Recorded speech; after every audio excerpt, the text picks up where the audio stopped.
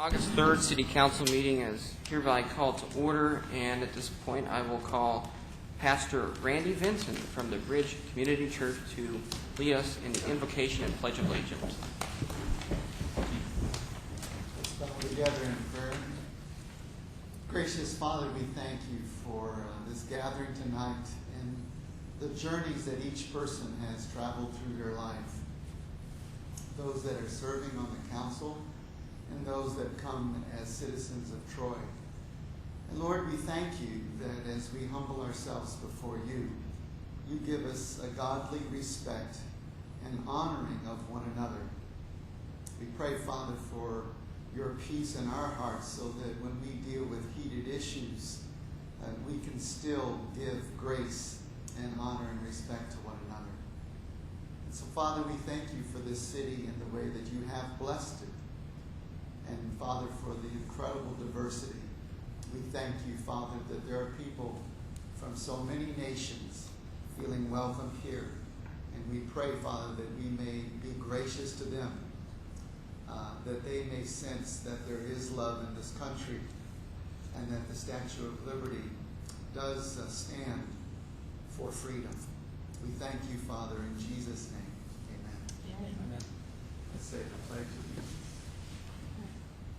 Pledge allegiance to the flag of the United States of America and to the republic for which it stands, one nation, under God, indivisible, with liberty and justice for all.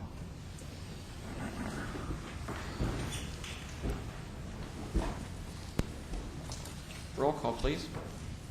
Mayor Schilling, Councilmember Beltramini, Here. Councilmember Broomfield, Here.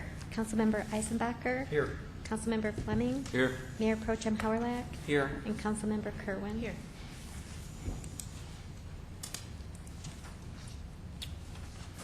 Okay, the first item on the agenda this evening is a presentation by Cindy Stewart for the Troy Traffic Jam Classic Car Show.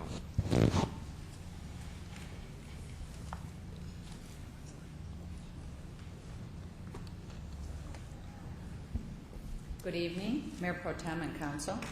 John Zerleg asked me to give you just a little brief presentation of a very big event that we're having this Sunday. And the background, the original Classic Car Show was the brainchild of the Troy Historical Society. Motoring Memories was launched in 2006. And this was an initiative to raise funds for the Heritage Campaign. Now, it was very successful, but unfortunately, we outgrew the site. We could only have about 65 cars there. So, thanks to some of our local business people, especially Alan Kierlich, who let us have the Columbia Center, and some sponsors stepped forward, we moved it over there in front of his office buildings. Kelly Services, Suburban Collection, Kirko, the Columbia Center, and Henry Ford stepped forth. And the proceeds all were to benefit the Heritage Campaign. We renamed it the Troy Traffic Jam, and we held it in August of last year. Very successful for a first-year car show at a new location, over 125 vehicles. We also had a lot of specialty vehicles from the Suburban Collection and the GM Heritage Collection, as well as the Big Three. Our survey feedback after last year, the participants rated us very high. They loved the food. We had local restaurants that were there as well. DJ Bob Steele is one of the premier classic car DJs. And they're all looking forward to the show. They said it was just a great car show, extremely organized and expertly executed, so we were very excited. This year, it's this Sunday, 10 to 3 at the Columbia Center. It's free for people to go and see the classic cars. Bob Steele will be there. We'll have food this year from Gateway Deli. We'll try to switch it up with our local restaurants. Ensalada, Maggiano's, Rib City, and Eckett's Handmade Pies will be there. And we were able to, I'm not sure it was in here, but last year we were able to raise $50,000 for the Heritage Campaign. So we felt it was quite successful for the first year. There's still time to register if anyone among you has a classic car or a bus or a truck. $15 fee for the participants, and that gets paid to the Historical Society, so they get a tax write-off. And we have a website. Today we've taken a lot of calls. Clausen has a show on Saturday, as a lot of you know, so we didn't want to interfere with Clausen, but a lot of the Clausen people come right over here to Troy, and We had people from all over the Metro Detroit area. We even had someone who was here from Florida who was in the show, and I believe North Carolina. Because this weekend is the weekend before Dream Cruise, so a lot of people are here with their classic cars and not a lot to do. So we hope they'll come on over to the Columbia Center. And that's it. So thank you, and if you could spread the word to all your friends, tell them to go online, and I'm sure we're going to have we would welcome all of you to stop by. I know some of you did. So I don't know if you have any questions. Great. Thank you.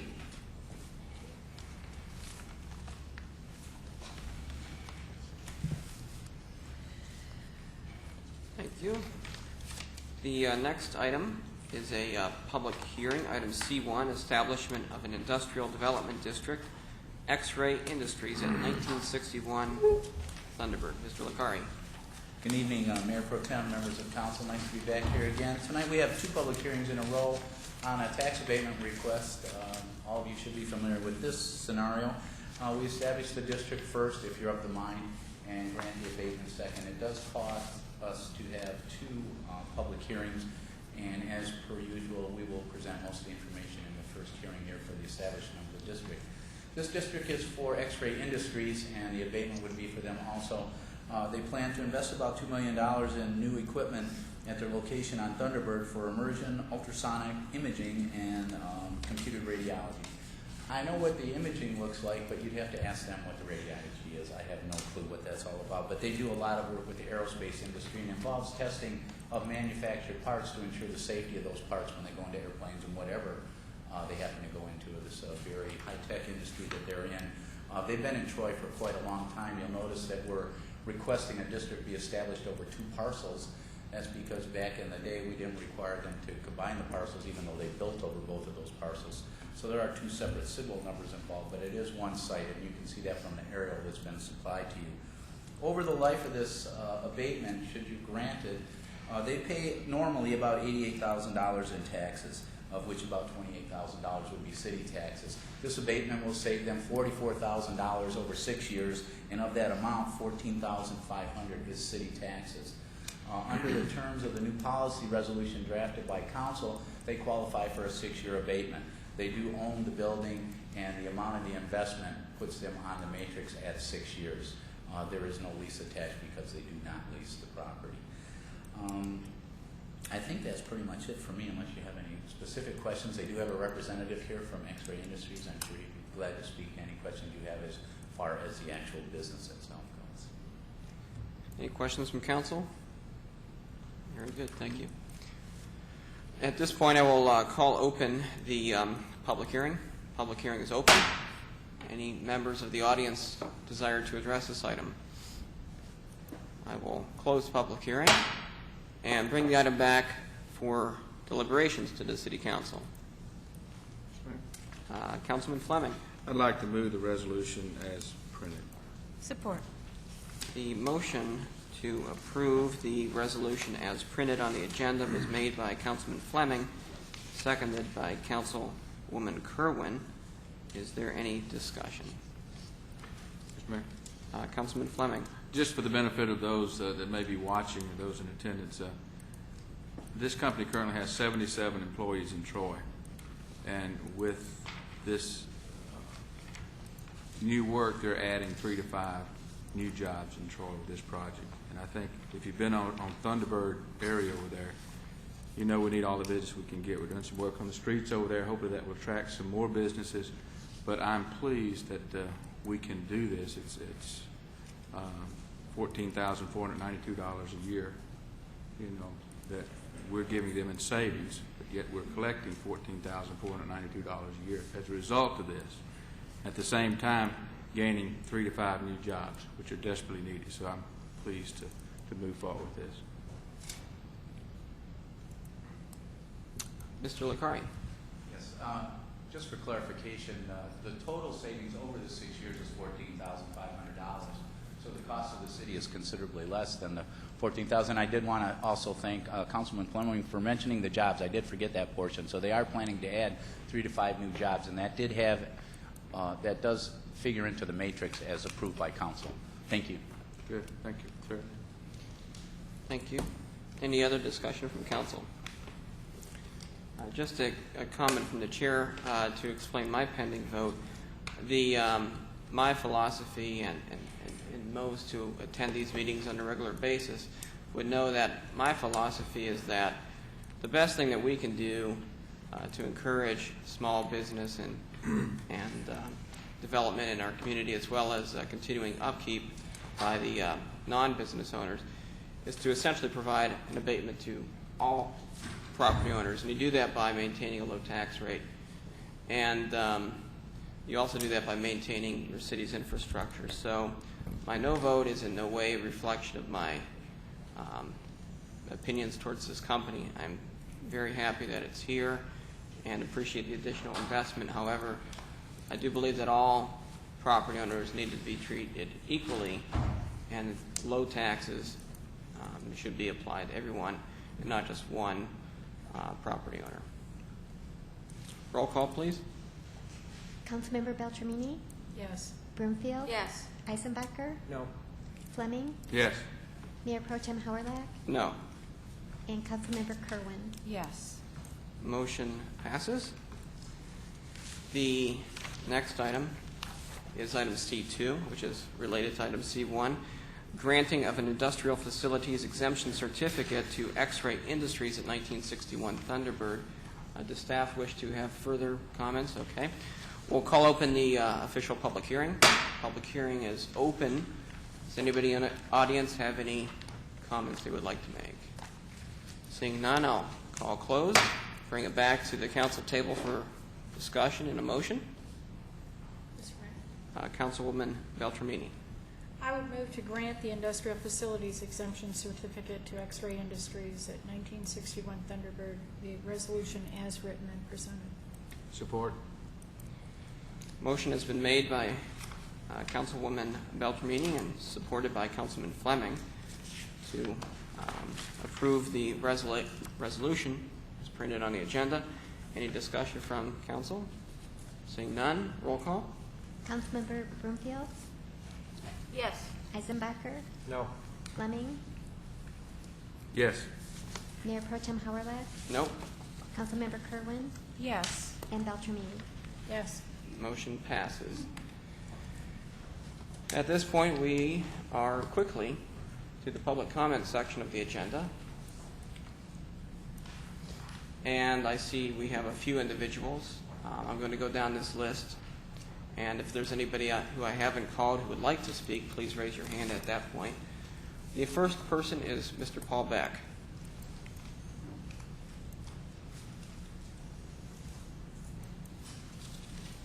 Thank you for letting me speak. My first thunder was taken away from me because I found out that the new contract for the city manager is online, and I will visit that soon. The other thing is this green movement. A lot of municipalities are moving into green, like putting in a lot of trees, which is not bad, buying vehicles that are supposed to be gentler to our environment. But the question I have is the cost. Since things are very difficult at this time, I would think that we should slow down a little bit and weigh the good with the bad, the cost of the green versus non-green. And I'll have more information as soon as my Freedom of Information Act has been passed on from the clerk. Thank you.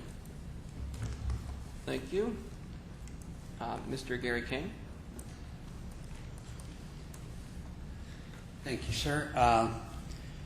Members of the council, it's good to see you folks. I'd just like to take a moment, if I may, first of all, to say thank you to you all. You certainly represent the city well and do a great deed for all of us. These are tough economic times. Trying to balance budgets, trying to keep the citizenry happy is not a very easy task, and we certainly appreciate what you do and how you service. Community service is throughout the newspaper these days, and it's not very pleasant, but you folks represent us with honor and dignity, and we certainly appreciate that. So I'd like to say that first of all, but having said that, I've got a couple suggestions that we'll call them my pet peeves, but things that I'd like to ask you to look forward to as you move the city forward. First of all, I have been a member of this community for 23 years. For about the last 3 years, I've passed a house on 17 Mile that's about 2/3 of the way through its construction phase. I know you issued a permit to build that home or to add on to that home and do what's been done.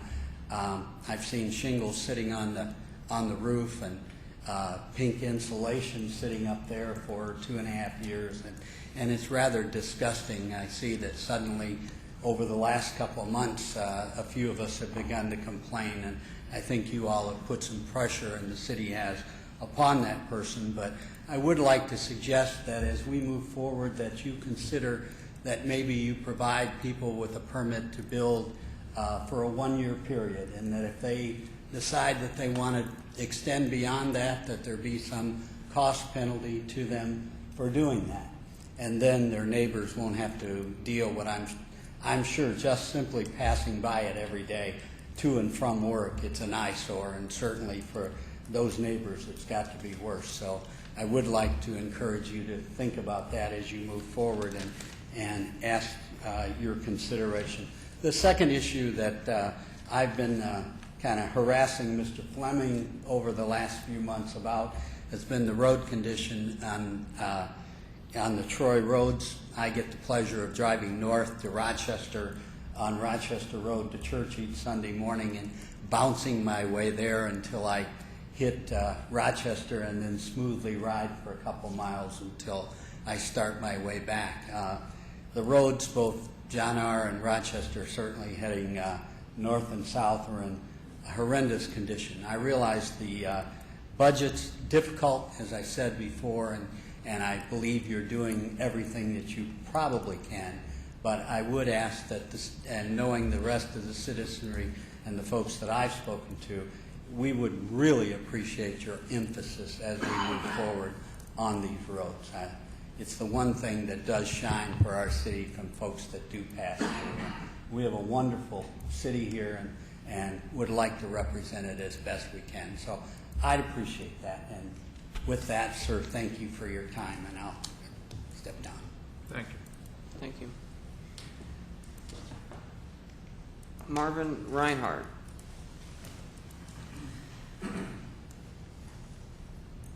Hello.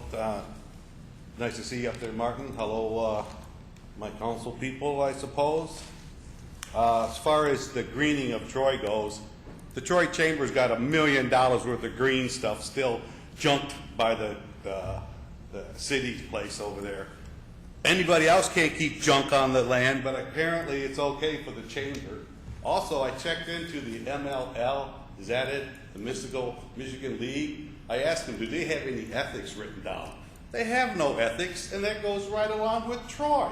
Troy doesn't have any ethics.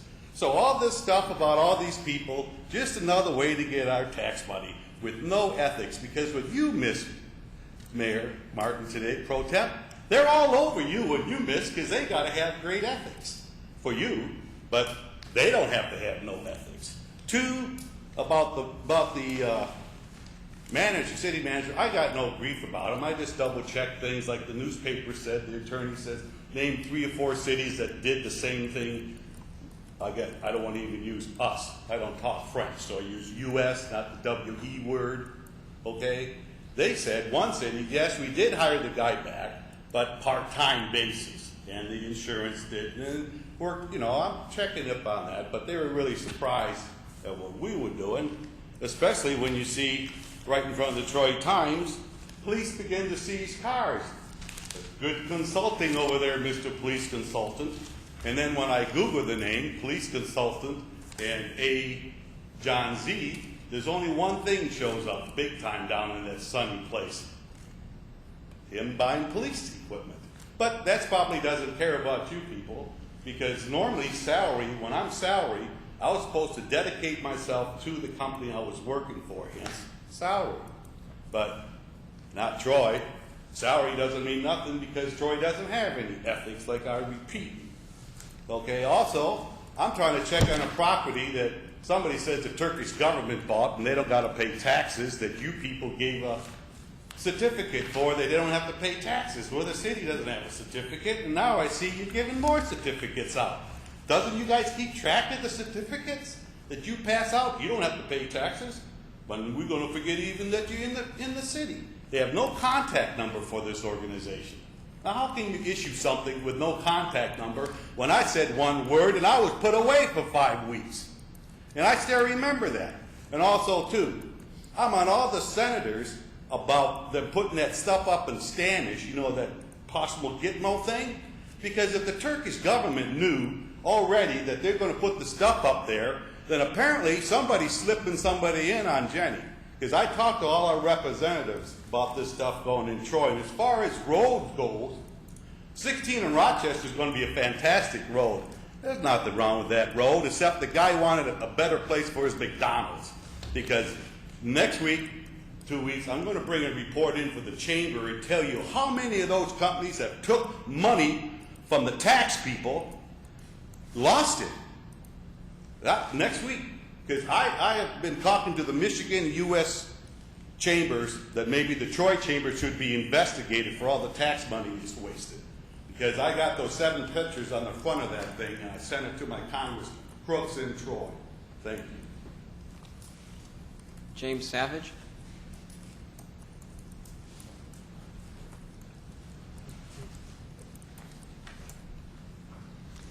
Good evening, Mayor Pro Tem. Good evening, council members. Actually, what I'm going to talk about was pretty similar to what I talked about the last meeting, and that's regarding the hiring of Mr. Zerlag as the city manager. And it seems to have attracted quite a bit of media attention, and I've seen it on the front page of several local papers.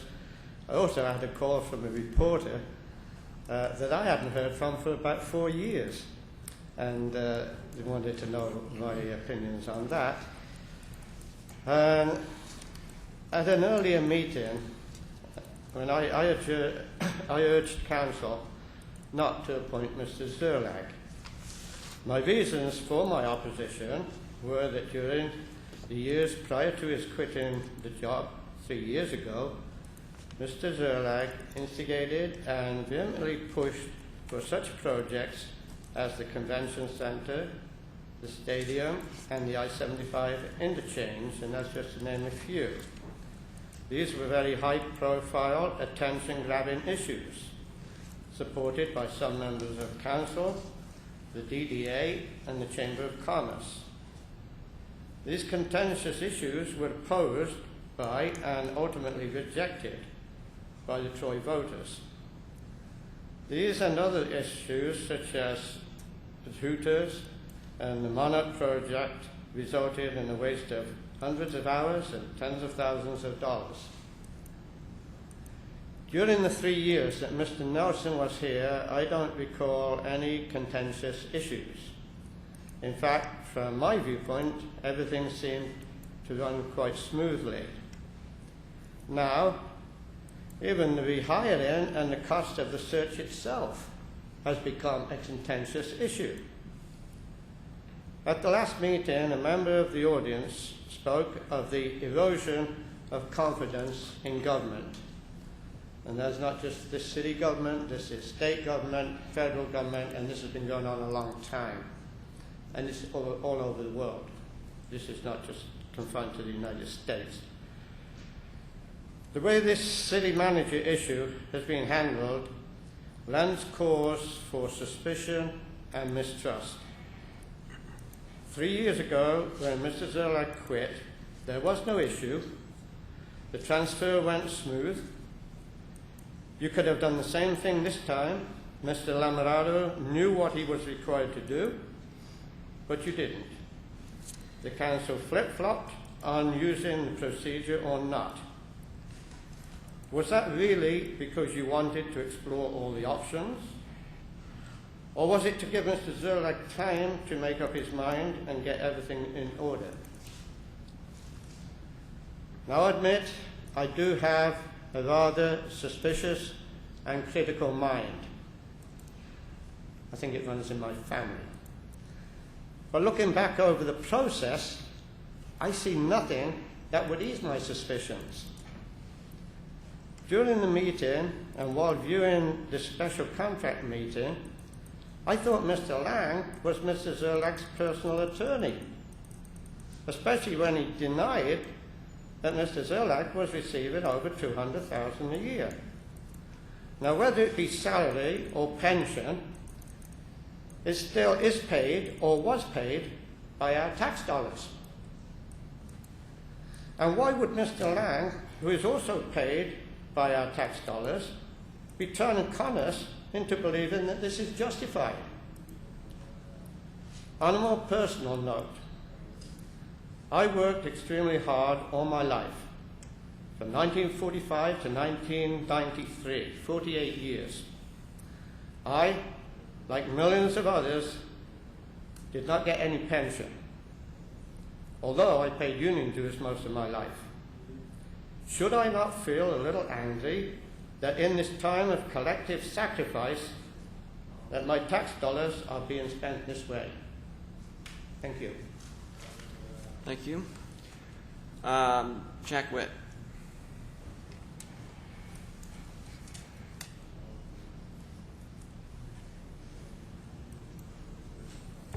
Mayor Pro Tem and members of council, thank you for this opportunity. I'm not sure I can be quite as dramatic as to the individual who spoke to before me, or maybe as eloquent as the gentleman who just spoke, but I just want to focus on just a few aspects of the issue regarding the hiring of the city manager.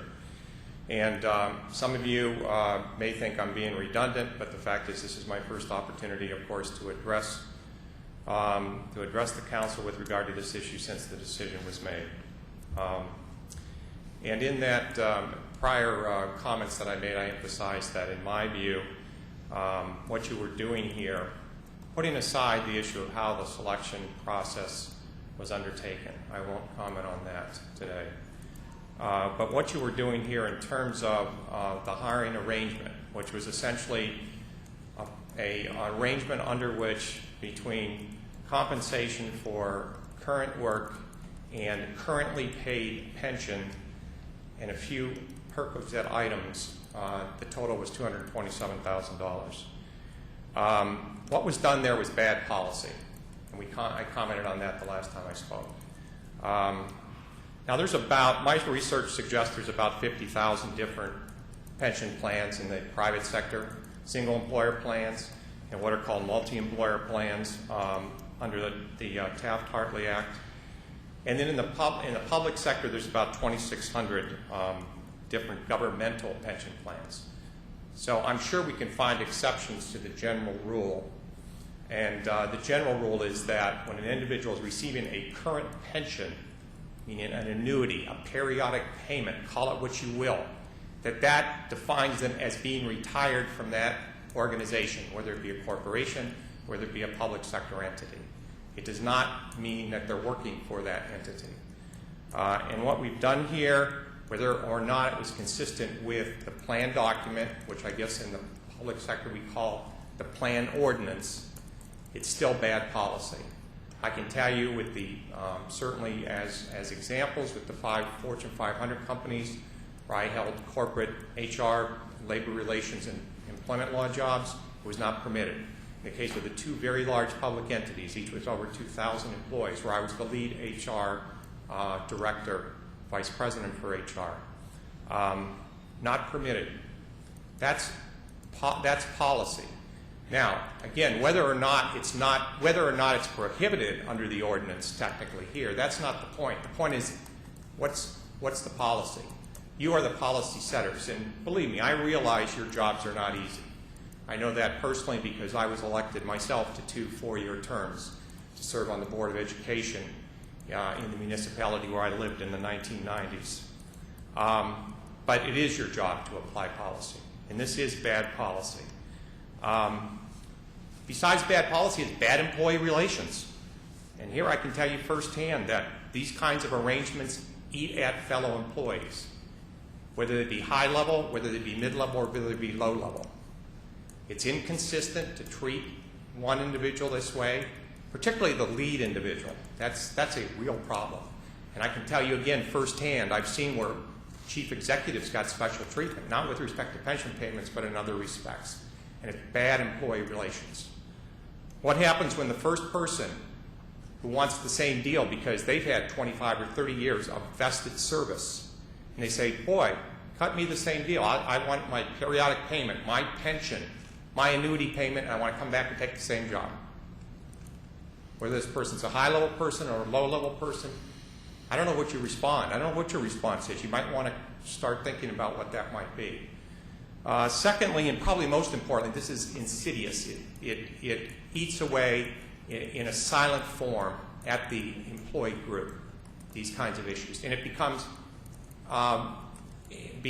many, many times more difficult in an environment of financial challenge, where you may be asking employees to pass on wage increases, to take furlough days, to take reductions in pay, and last but certainly the most significant, to take layoffs because of the condition.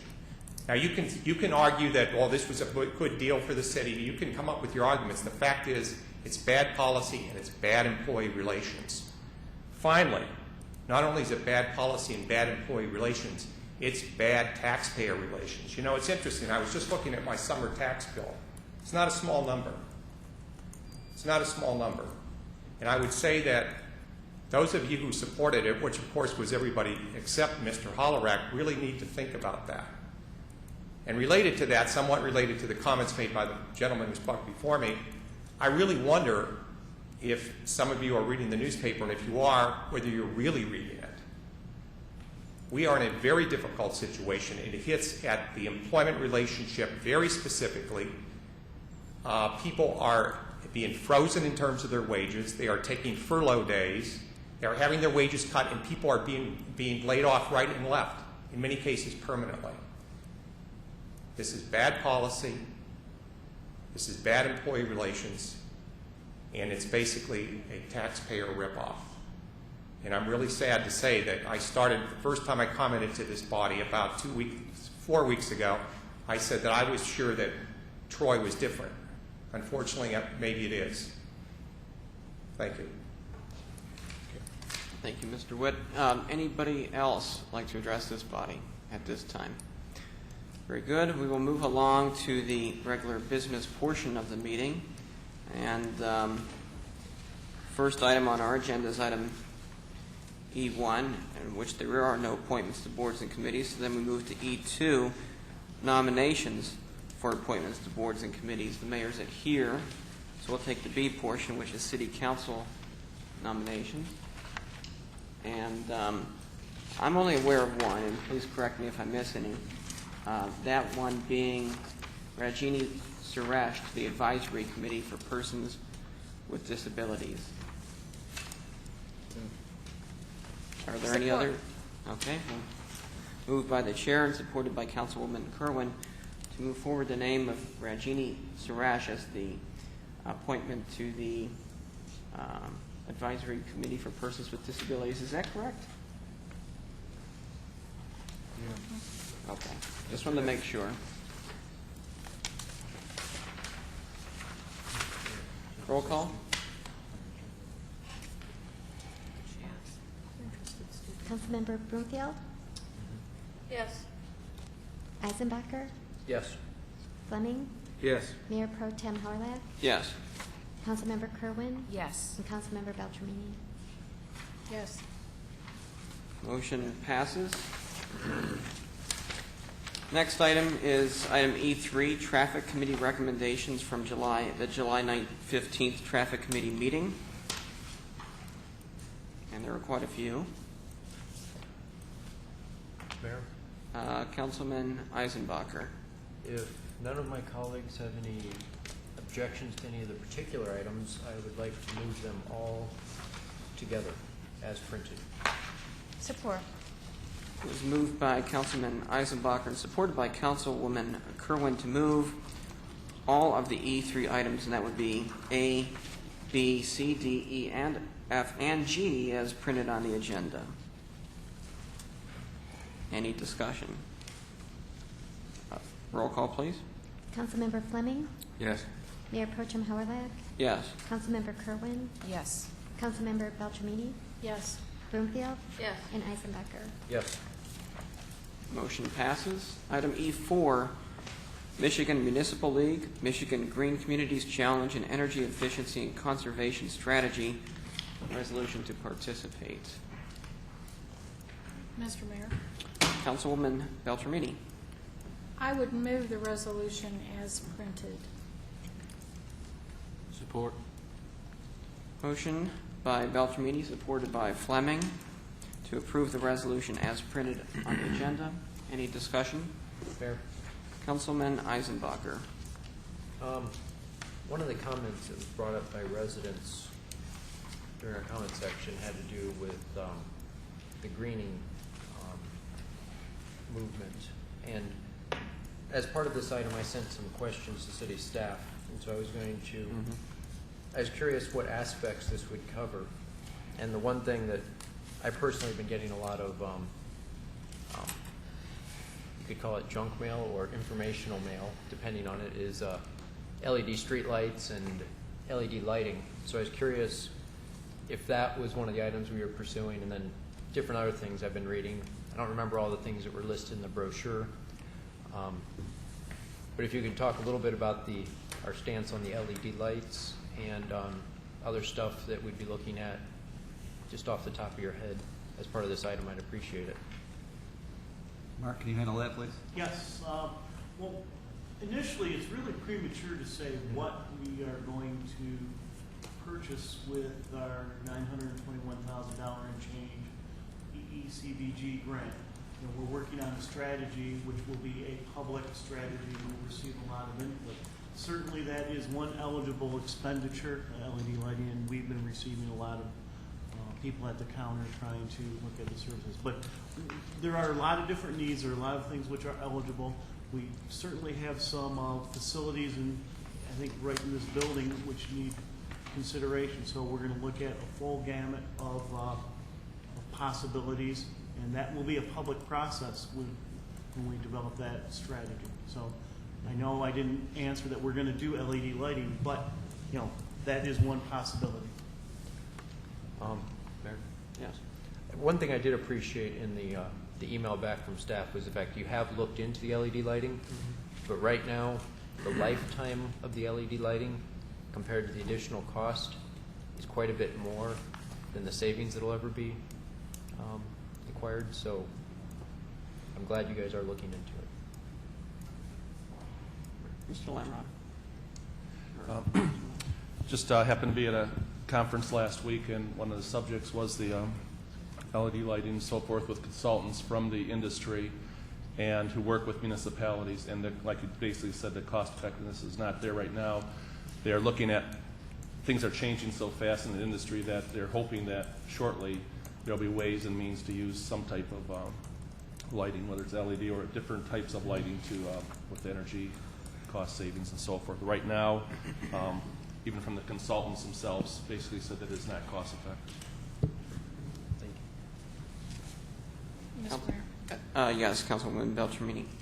The other thing I would like to say about this particular proposal, and I've heard numerous presentations on it at this point, but it will give us access to best management practices that we may not have through other sources, as well as it will create a benchmarking for us with other Michigan communities, so we can see what other communities are doing and how we could do better.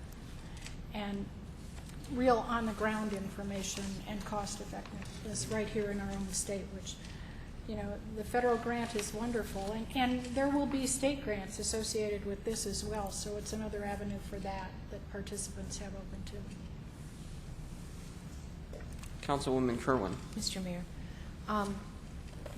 something not mentioned particularly, however, I think gives us a good level of comfort is that it is data-driven, that we are looking for performance, that we look at where we are, what we want to achieve, that the outcomes are there. I think it's a very thoughtful process. It's just not, oh, look, let's do this. It really is. I think that the opportunity for student input, citizen input, resident input is also a really big plus in this community where there are so many people who are doing so much to move forward in terms of not only technology, green technology, and the industry itself. So I will be supporting this and look forward to seeing the results. It'll be a fast 120 days. It'll be a very important piece. And I think it's great that we're positioning ourselves for the future now. Okay. I guess we're ready for a vote. Roll call, please. Mayor Pro Tem Howard-Lab? Yes? Councilmember Kerwin? Yes. Beltramini? Yes. Broomfield? Yes. Eisenbacher? Yes. And Fleming? Yes. Motion passes. Next item is item E5, Charter Section 6.2G recommendation with parts A and B. City Attorney Mary Bloom. Yes, Mayor, thank you.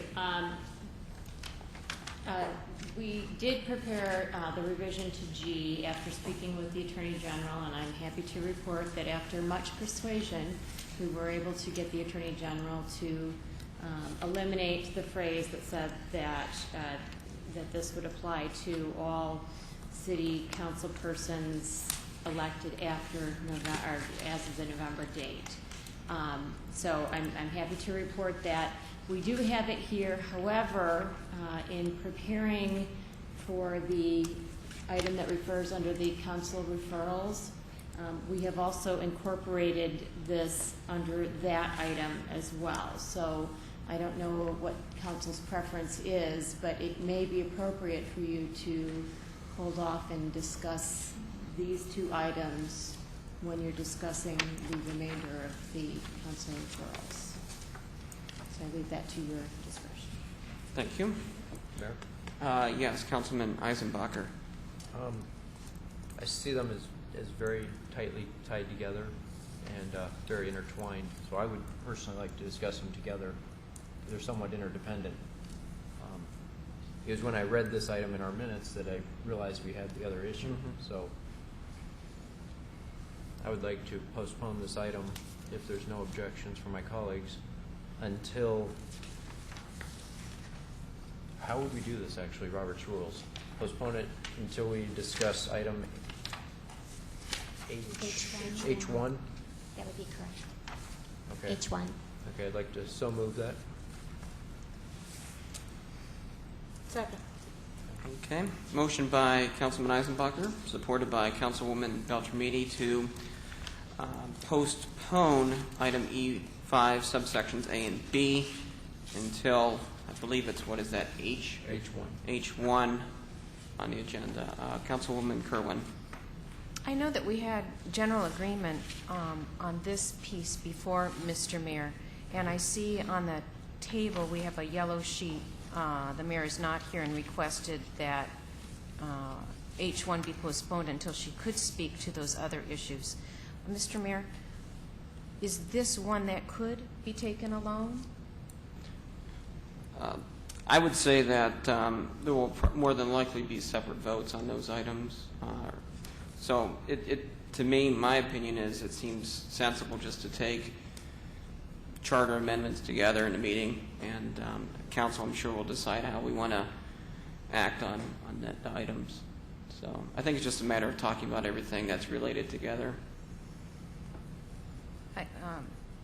Sure. One clarification for you, Mr. Mayor, or for perhaps Ms. Bloom. Should H1 be postponed when H1 comes later, as the mayor had requested? Would there be time for this to get on the ballot? Somebody? Mrs. Bloom.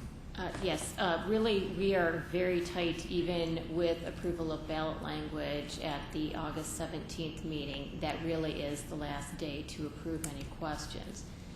However, and I guess the purpose of having it here on this agenda was to see if there's consensus to move forward with these, because as you know, charter amendments need to have 5 affirmative votes in order to place them on the ballot. So again, it was really intended to see whether or not we should spend the time and energy into creating the ballot questions. There are a number of different items on here, and the ballot language, some ballot language has already been prepared for G. So if it is council's choice to just proceed on that one, then that could of course be done, again, after suspension of the rules to allow for discussion and movement on as the H item. Any other comments? Councilwoman Beltramini. I seconded the motion to postpone until after discussion of H1 because that does not preclude us voting to approve this tonight. Right. That left that option open to either approve this separately or to make it part of a general discussion on H1. So. Very good. Roll call, please. Councilmember Kerwin, No. Beltramini, Yes. Broomfield, Yes. Eisenbacher, Yes. Fleming, Yes. Mayor Pro Tem Howard-Lack. Yes. Motion passes, and we'll be discussing this again in a few minutes. Next item is, we're up to the consent agenda. And I have on my screen here, I believe Mr. Savage had requested an item, so we'll pull that one out, F14. And any other requests and the motion by council? 4A.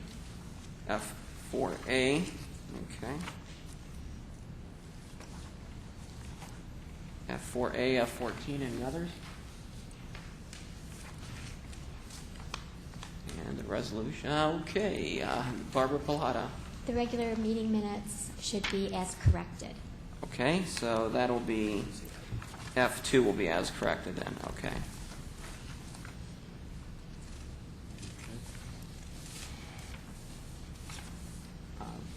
Yes. I would move the consent agenda be approved with the regular meeting minutes of July 20th as corrected, and the removal of F4A and F14 to be considered after all other F items. Support.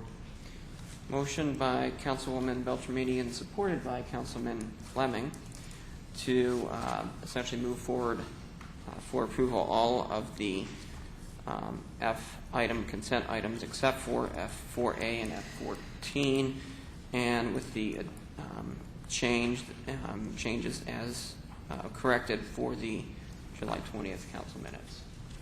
Discussion and vote. Councilmember Beltramini, Yes. Broomfield, Yes. Eisenbacher, Yes. Fleming, Yes. Mayor Pro Tem Howard-Lack, Yes. and Councilmember Kerwin. Yes. Motion passes. So move to F4A. Mr. Mayor, I simply wanted to disclose that I am the Vice President of Troy Youth Assistance, and so I have some effect on how this money is budgeted, but I don't collect any of it. But thought people ought to know that. I do appreciate your openness, and we certainly appreciate that on council. Any motions? Mayor, Councilman Eisenbacher. I'd like to move the resolution as presented. Support. Motion by Councilman Eisenbacher and supported by Councilman Fleming to approve F4A as printed on the agenda, which is approval to expend budgeted funds to Troy Youth Assistance. Mr. Mayor, Councilwoman Kerwin. just a comment. I think it's so important, and wanted to recognize Councilmember Beltramini for serving on the board for so long. It's great to see the presence of City Council, and we've had that, of course, with Gene Stein, who served not only as mayor but as council as well. The longevity of that partnership is very important. So, do applaud your service. Sorry that you don't get anything for it, but you do get our appreciation and certainly the appreciation of the community. Thank you, Mr. Mayor. Thank you. Roll call. Councilmember Broomfield, Yes. Eisenbacher, Yes. Fleming, Yes. Mayor Pro Tem Howard-Lack, Yes. Councilmember Kerwin, Yes. and Beltramini. Yes. Motion passes. Item F14, Mr. Savage. And F14 is traffic signal agreements, Rochester, Torpedo Barclay, and Waddles east and west of Rochester. Yes, good evening again. See, Councilman Boucher grinning. This was my first involvement in city government. Was the traffic on Rochester Road north of Big Beaver. And it goes back many, many years. I'm not even sure whether you were there at that time. Shirley was there. And I was very concerned with the traffic, so I spoke to Mr. Abrams, who was a traffic engineer at that time, and he says, well, there's a traffic safety meeting coming up. I suggest you go and talk to this traffic safety committee, which I did, and I outlined my concerns. And the traffic safety committee were very familiar with what went on, and they says, we sympathize with your problems, and we're glad you are concerned. However, in the near future, that area of Rochester Road is due for the widening, and it says, I'm sure that when that goes into effect, this pedestrian, which was my concern, was pedestrians, particularly kids from the west side going to Baker School, kids from the east side going across to Waddles. And there was a big danger there. And so they said, well, I'm sure that all these things will be taken into account when the widening is done, because my suggestion at that time, and I've suggested it many times since, was at that point we put in an overpass. And Mr. Abrams says, oh, can't do that. We would have to have all the property for a ramp up for disabled, etc. Well, if you go to Las Vegas, you see overpasses, and there's no big ramp. You go into big glass enclosed elevator, and it takes you up, and there's a glass enclosed overpass, and you go down the elevator. It's big enough to take about 4 bicycles or 2 or 3 wheelchairs. So there really wasn't a problem. So anyhow, that didn't get very far. The other thing was when the widening was finished, I recall Mayor Stein and Councilman Stevens expressing total dismay at what they saw. They says that big expanse of no man's land concrete was never in the original plans. And apart from that, there was not supposed to be the lights at Charrington, it was supposed to be at Torpey. Well, I'm not sure how many years ago. Was this 15 years ago or 12 years anyhow? Nothing changed. Everybody knew the lights were in the wrong place. Nobody changed it. Okay, now we go to this, just north of Big Beaver. There's a north-south loop on Rochester Road, which stops the traffic on Rochester Road southbound to the point where it is continually backed up across Heartland, across the Church Drive. If any of you drive Rochester Road, you've known this for years. Across Harris, even back to across the right away to Vanderpool. Right? There is no sign that says do not block intersection. Nowhere. From time to time, I've checked the traffic taking that loop. My best estimate that for every car or every vehicle that takes that north to south loop, it holds up at least 50 vehicles on Rochester Road. It's easy to do it. We know what the traffic numbers are on Rochester Road southbound. All we've got to do is take a number, take in that loop, and you'll have the numbers right there. My best guesstimate is 50 to 1. Okay. Then another thing is, I've suggested from time to time that they take a look at the City of Warren traffic. some years ago, they affected where there was a say east-west left turn, they put a green arrow, they put in a north-south right turn. Nobody gets interfered with. There is no pedestrian crossing light at that time. Everybody, it's very simple. It never seems. We have one similar at Crooks and was it 15 Mile? But it doesn't work as well as the ones in Warren. So what I'm suggesting that now we're going to go ahead with these alterations, that hopefully the traffic lights will be in the right place and that they will work.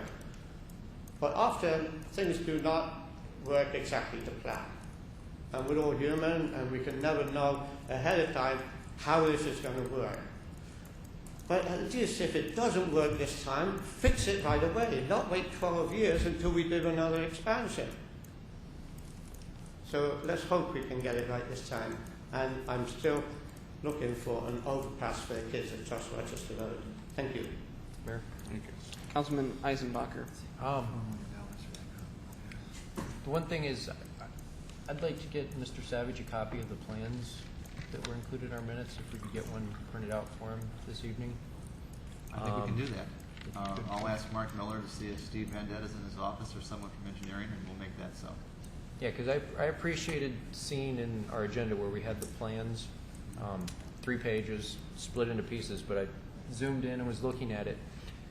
And based on the plans and based on this item in our agenda, there's going to be a pedestrian crossover.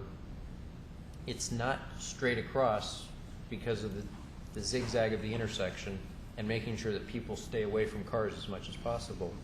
But there will be a pedestrian crossover at Troywood and Bishop.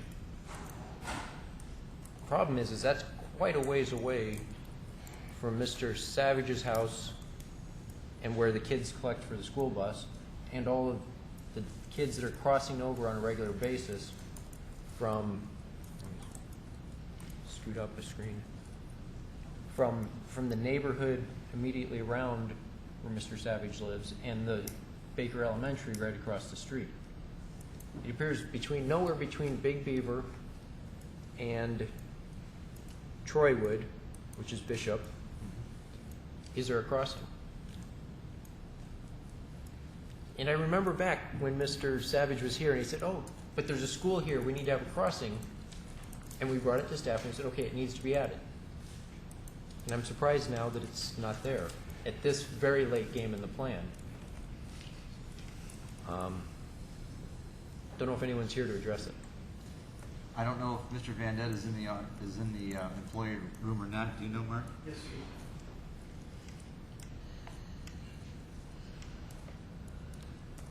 I mean, basically we're looking at a half mile in between the crossings for any youth near a school.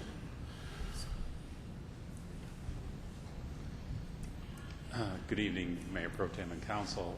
We do have a crossing at Torpy for the school. There is a pedestrian crossing at that location as well as a light that is proposed there where there is not one currently. All of the lights were thoroughly reviewed by John Abraham and our consultants and with MDOT, gathering information from the public and of course looking at the operations of Rochester Road to determine the best locations for traffic signals. And we believe that we do have the proper location for traffic signals and pedestrian crossings. Okay, so Torpy is where the current stoplight is, right? No, there is no stop. There's no stop I'm signal thinking at one street Torpy off. at this I'm time. thinking, No. That will be a new traffic signal. Charrington, yes. Charrington's where it is. Yeah. There is one at Charrington currently, and I believe that one is not there in the Boulevard section, unless I'm mistaken on that. Mr. Okay. Mayor. I think we're missing a page in our agenda then Mm-hmm. of the plans because there's a Really? jump between. I went along the road because the road's splitting into pieces because it's the plan. starts on the first page at I-75, and we get to Rochester Road, but then, I'm sorry, we get to Big Beaver Road, and then there's no stoplights and no sidewalks listed until you get up to Bishop and Troywood.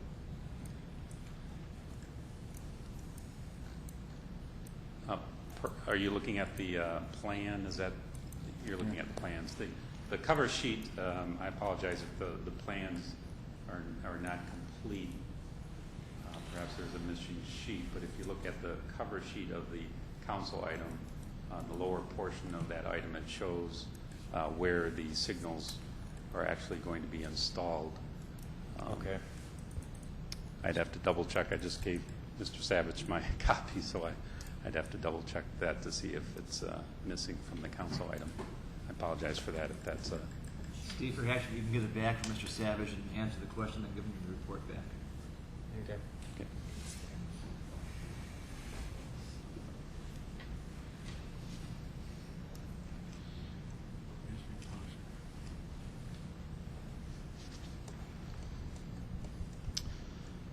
Okay, currently the boulevard ends just south of Torpy, and that's why you don't see anything south of Torpy, because that's already a boulevard. That's going to remain. So it's just at that crossover just south of Torpy is where this project begins. And then moving north,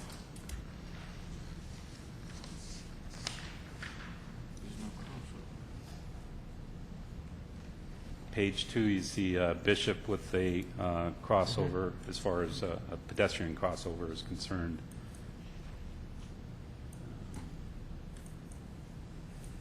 I'm sorry, but the next match line is up at the top, station 6600.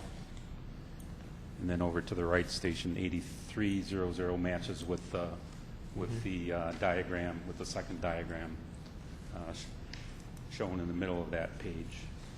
And then the third one goes up to the intersection of Waddles on the third page at the top, and then it continues in the middle of the page. So looking at this, all of the within the limits of this project are all shown on these maps.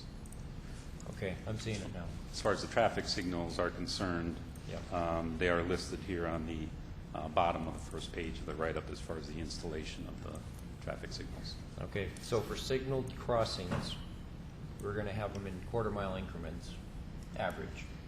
Approximately. Okay.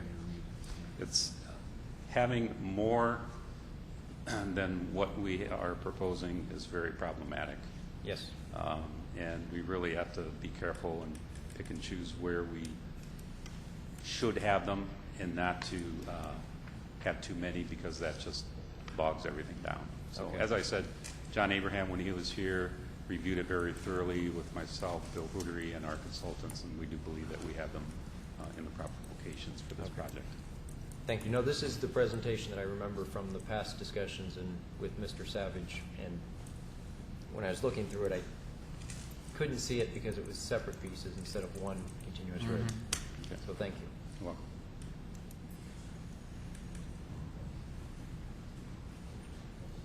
Mr. Mayor, Councilwoman Kerwin?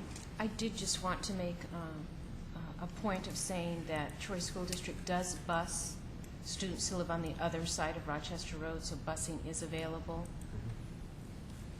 No child really should be crossing that street. Yeah. So I know the playground equipment is popular with kids. For tennis courts.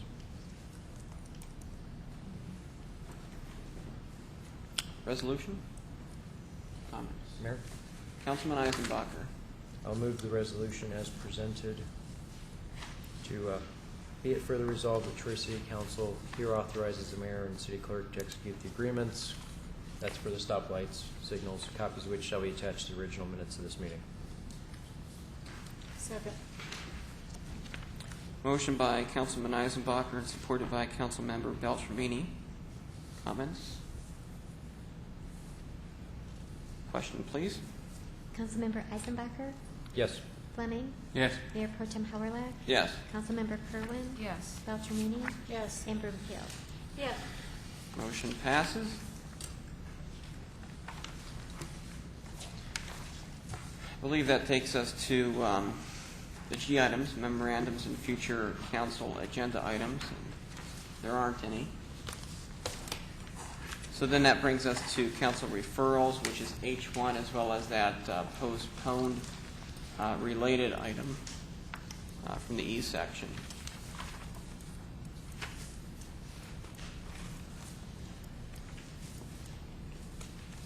And these are the charter amendment items.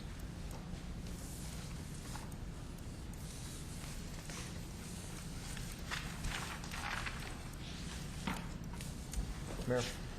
Councilman Eisenbacher. I would like our clerk, our city attorney, I think, forgot that Tony Bartholomew is out of town this evening. I'd like for our city attorney to talk through the effects of this. I also appreciate the time that we spent on this. Because of the impacts and making sure we don't create a problem, the interest was in having, as much as possible, the members of council elected by the residents. And in cases where a council member has to resign and it lines up with an election, or tied into that is what the ballot proposal we had, where a council member wants to run for a different office, or if a council member is incapacitated and can't continue, this language deals with aspects of that problem when we have a unfilled seat.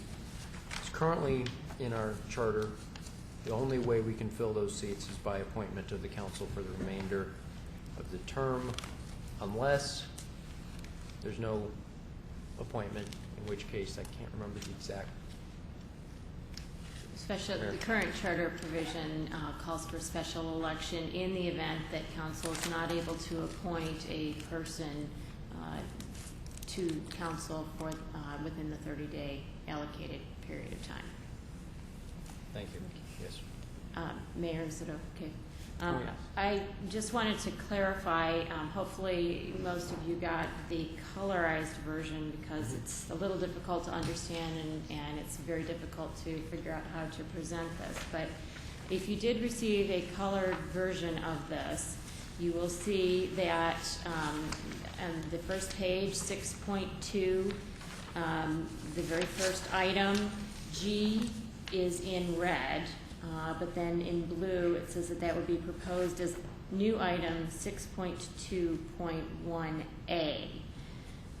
And this is also the one that you have before you that was already vetted by the Charter Revision Committee, and that is for those persons who are resigning in order to run for an office that is not their own.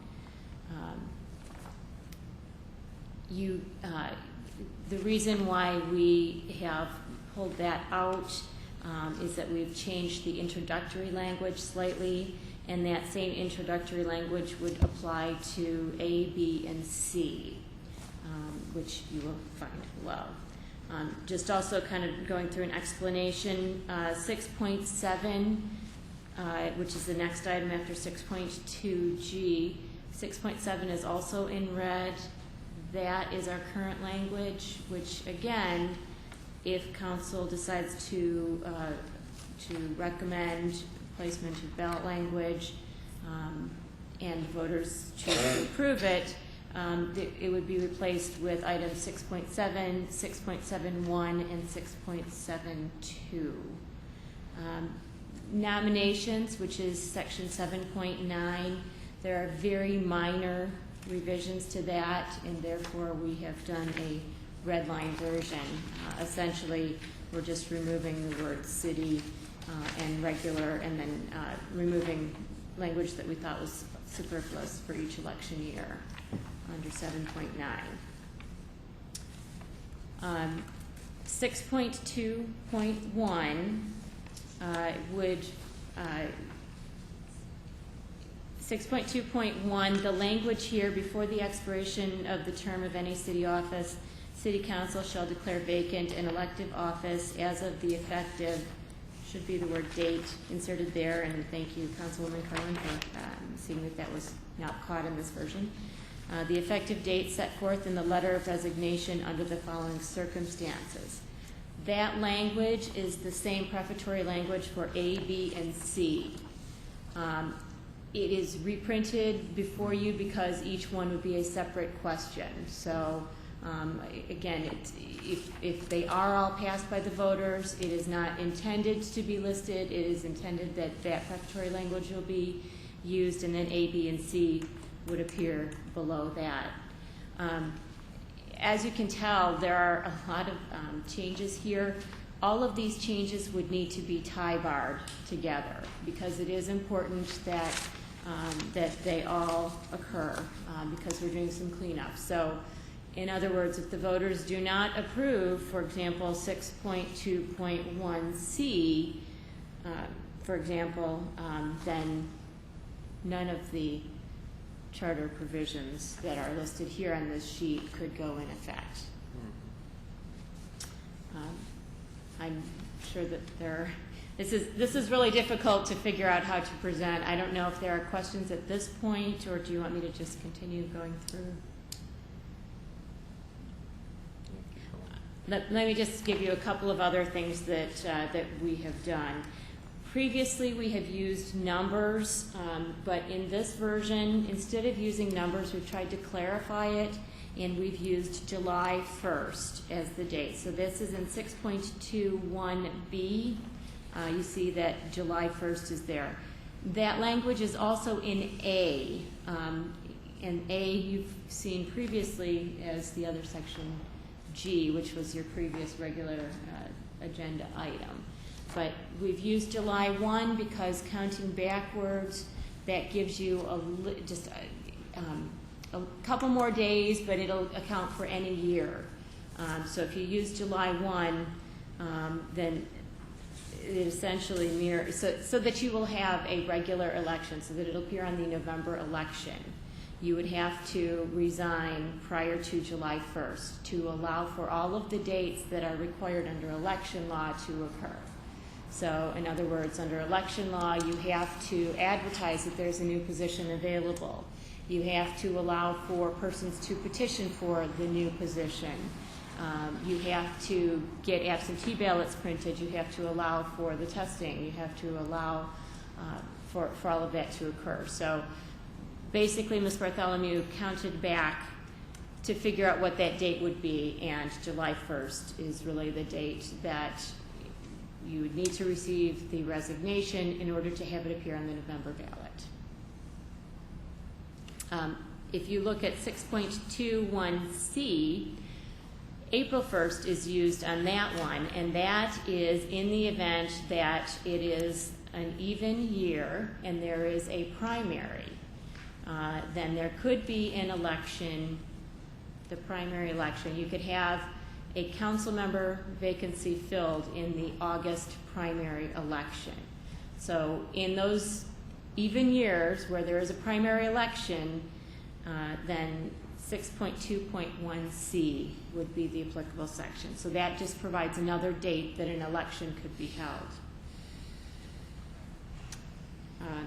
Mr. Mayor. Councilwoman Kerwin. Is it best to nibble at 6.21 now? Pardon? Is it best to address questions on this 6.21 A, B, and C now while it's before us, or to go through it all and then try to remember things? What's council's preference, and what advice would the city attorney have for us as far as, would you like us to deal with the E item first, or should we take this all together? It's council's preference on all of this. It is an awful lot to look at. I will tell you that there are approximately 10 ballot questions if all of these are going to be implemented. And as Councilman Eisenbacher has pointed out, Our main goal was, number one, to allow for the resignations, number two, to allow those resignations to be filled by the voters, and number three, to not have a special election which would cost a lot of money to fill those positions. So the intent is to get the elections on regular city ballots. Mr. Zerlag. Perhaps you may want to address the E item first as a standalone item. And I believe that's going to take 5 votes of council to advance that to the administration for ballot language, and then you can address the other matters. Fair enough. I think that sounds sensible. Does anybody here on council have any objections to that method? Let's go back to that and pull that up. Councilwoman Beltramini. This charter change, the nomenclature is currently section 6.2G. The nomenclature for the suggested as part of the other resolutions is 6.2.1A. What happens to the nomenclature of the charter should we decide to go ahead with these others, and we've got this one hanging out there as 6.2G? In that event, and of course I would defer to Ms. Pilata, but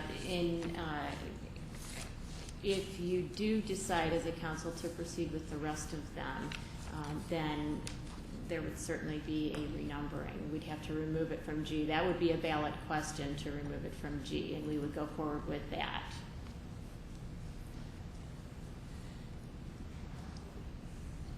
Mayor, if I may, or Mayor Virginia. Sure, Councilman Eisenbacher. It's my understanding that the difficulty came in the fact that there's different reasons why you'd file the resignation. There's the obvious reason, which means if you're running for a different office, which is the long-standing one, which we had a goal of simplifying. As soon as it occurred to me and I started bringing up the item of resigning for Personal reasons. Personal reasons, whether it be job, family, the multitude of things that can come up during a 4-year term as a job, as a council member. It started clicking in with all these other sections to make sure we don't have an unintended consequence. I mean, the first one that's been explained is in some elections you have a 90-day advance notice, and in other elections you have a 100-day notice, whether it's municipal or statewide. July 1st gets around both those. So you're far enough in advance to have the 90-day notice and the 100-day notice, and enough time to let the residents know that this seat is up for election, and it's not a last-minute thing where someone resigns and it's sort of snuck in on the ballot with not enough contenders. So you have it July 1st so that you make sure it's contested. But then it's April 1st if it's a primary election. So then that had another different section. And every time you're going through the details, it just had a little bit more of a tweak to make sure we didn't go against the intent. Mrs. Blum? Yeah, just a couple of other things that went into our consideration in drafting this language. For example, if somebody resigns midterm, and let's say it's a 2-year term that's remaining, you cannot fill that with the persons who are running for a 4-year term. You have to advertise for a specific 2-year term. So that was a consideration, and I don't know that the voter or the public would understand that, but that was something that we were trying to accommodate. So you do have to specifically advertise for that particular partial term on the ballot. So, Mayor? Councilwoman Broomfield. A question for our city attorney. If all of this is supported enough by council to make it to the ballot, how many questions will this be to have this happen? And I heard what you said, if one section didn't pass, then it would affect the others. So you said it was threaded in the sense that this is just going to be one question? Oh, no, there's no way that we could do it. Each each section has to be given its own independent section. And some of them will require more than one question to make all of the changes that are here. We have not yet crafted that language, but we estimated it'll be around 10 questions, in addition to, I believe that there are 3 that are already approved to be placed on the ballot. So we estimate that there'll be around 10. Again, we have 100-word limitations that we have to comply with, and we have to get the buy-in of the Attorney General and also the Governor. So we estimate it's about 10, but it has to be specific to, limited to one subject. Right. So we think it'll be about 10. Right.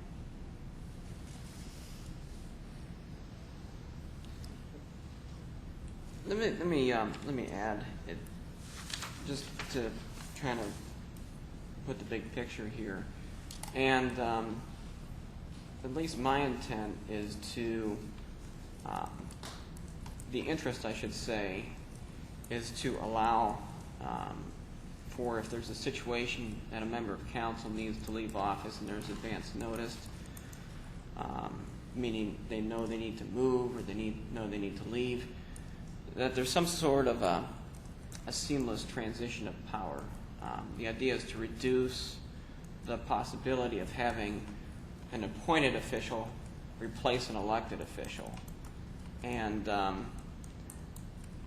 usually if somebody has that awareness, there's an ability to provide advance notice. Right now, the charter only allows for an appointment, and if that appointment doesn't happen, then there's a default mechanism to a special election. And it could be theoretically possible that after this November, that somebody could resign. The future council may not decide to appoint somebody, and there will be a February election through no fault of necessarily anybody's other than the councils to decide on something. Then that costs money, and that's disruptive. But if that individual was able to resign effective August, and these, or at least some mechanism were in place, then that person would have a seamless transition of power to somebody who's elected to replace that individual. And you could use that scenario for November and of the even year or the November the odd year.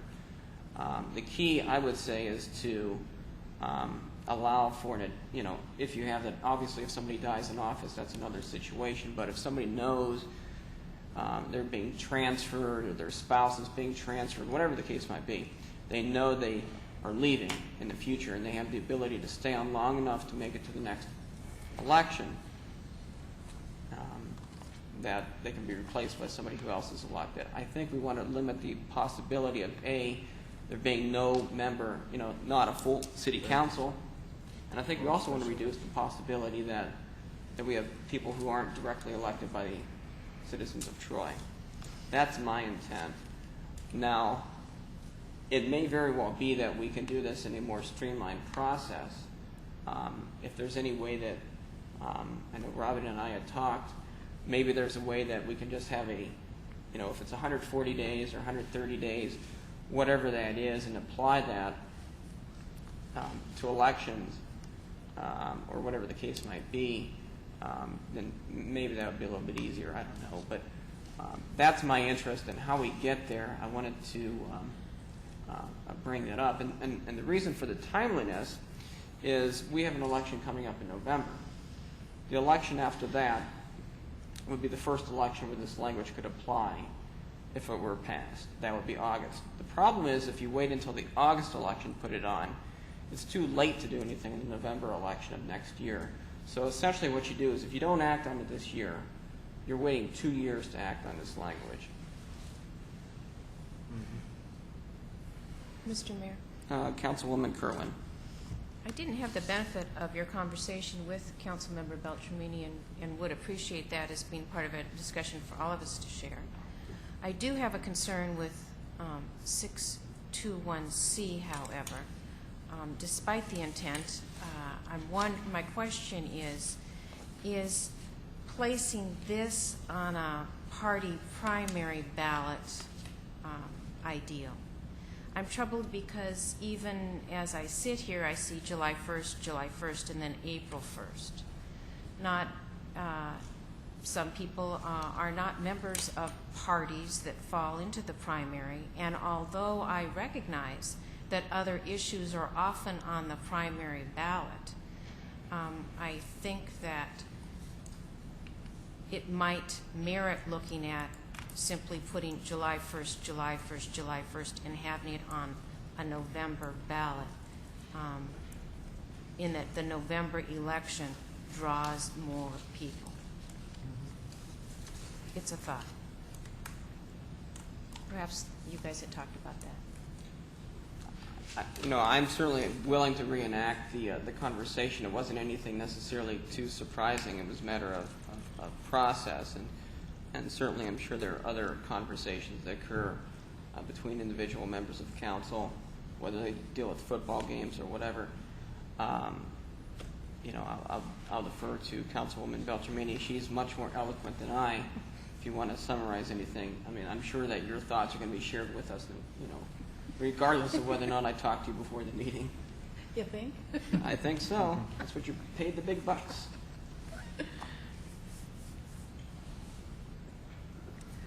I will reiterate for all, as I did for Martin, that I have huge concerns about adding 10 charter amendments to the 3, potentially 4, that are already out there. Particularly if 10 are going to be tie-barred together and 3 are just out there. I think that is difficult for anyone. I appreciate Councilman Howleck's scenario of, if we don't do it now, what good is it to be done until November of 11? I would say that should we decide to go ahead with this in 2010 instead of in 2009, that it would seem to me that anyone who felt the need to resign from office and have the people of Troy fill that vacancy, and I applaud that and think that that's exactly the right thing to do, that if there is a vacancy created, however, as soon as possible, the people of Troy ought to insert someone in that slot themselves, if at all possible. I applaud that idea. The minutia of getting the job done is difficult. But back to 2010 instead of 2009.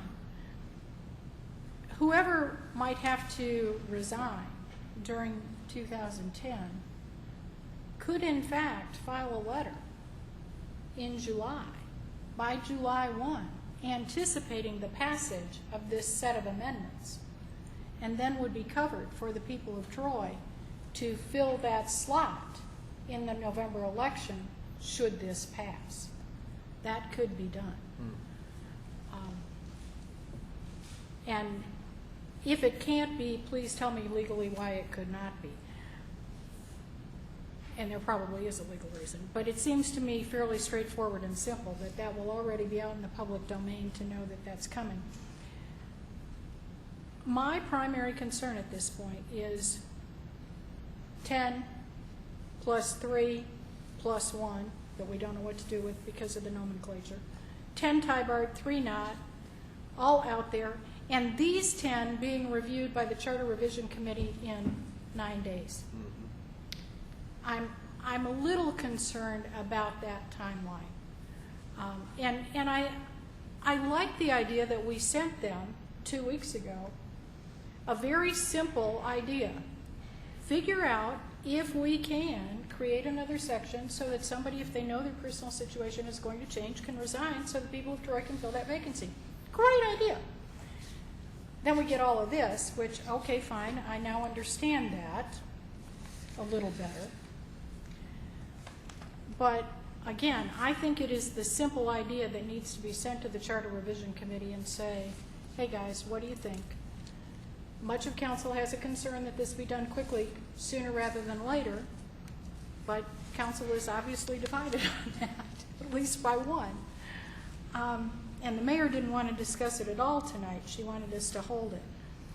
But I for those people who want to at least try and get this done this year, send it to the Charter Revision Committee, but quite honestly, if I'm unhappy with the answer, or if I don't feel that it was fully vetted, I think if you're changing the charter, that needs to be done in a thoughtful manner, not in a hurry up and get it done manner. And if we know we're making changes, and this is what upsets me, we've got two on the board, they're virtually the same, the nomenclature will be different if one of them passes, and you tell me, oh, just go ahead and pass it so that it's out there. I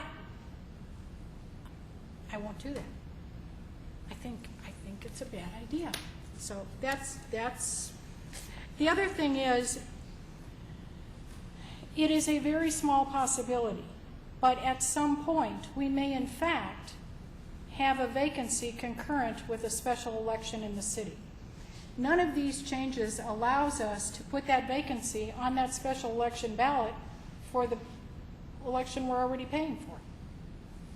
So I would request that if we're going to talk about these kinds of changes, that if we've got an election we're paying for and a vacancy, we ought to be able to fill it on our own election. And I think that just speaks to perhaps simplifying the language to apply to all regularly scheduled elections, I would say. But two things. One is, I know Mrs. Bloom wants to respond to that one section, so I'll call on you on first. Thank you. Just a couple of things. First of all, this is not necessarily a city administration proposal, so I just want to make sure that that's clear. We did bring it forward. We did attempt to draft the language because of our time constraints and because this is an issue that if you are going to proceed on it, you do need to move forward rather quickly. A couple of things. As to your item about having not being able to have it on a special election, actually under 6.7, that would be the default. So that would be another special election if that happened to be the very next election. Okay. That would be filled under 6.7, and that's why it's necessary. The reason why we've got B and C, and we've got different deadlines, is because the next election may be the August primary, and rather than waiting until the November election, you may want to have that on as quickly as possible. So that's why we have two different ones, and it would be, again, at minimal cost to the city because it is a regular election date. Now, again, that doesn't address the concerns about the primary ballot and all of that. So it just goes as to why it was drafted this way. And the other thing as well, currently under the charter, there is a requirement that council has 30 days to appoint a successor. That 30 days is in the charter, and that is a right that council retains, and you cannot fill a vacancy until after that 30-day period has expired. So that became the complicating factor, and that became the reason why a lot of these were necessary, because B and C actually they supersede that, and they say that council does not have the right to appoint in those situations, and instead it goes to the ballot. So unfortunately, it is complicated. There are several requirements that are there, but each time we tried to draft something, we came up with something else that needed to be corrected or revised. So there are a number of them. Mayor? Councilwoman Broomfield. While we're on this subject, and I think someone else want to talk, but thank you for calling on me.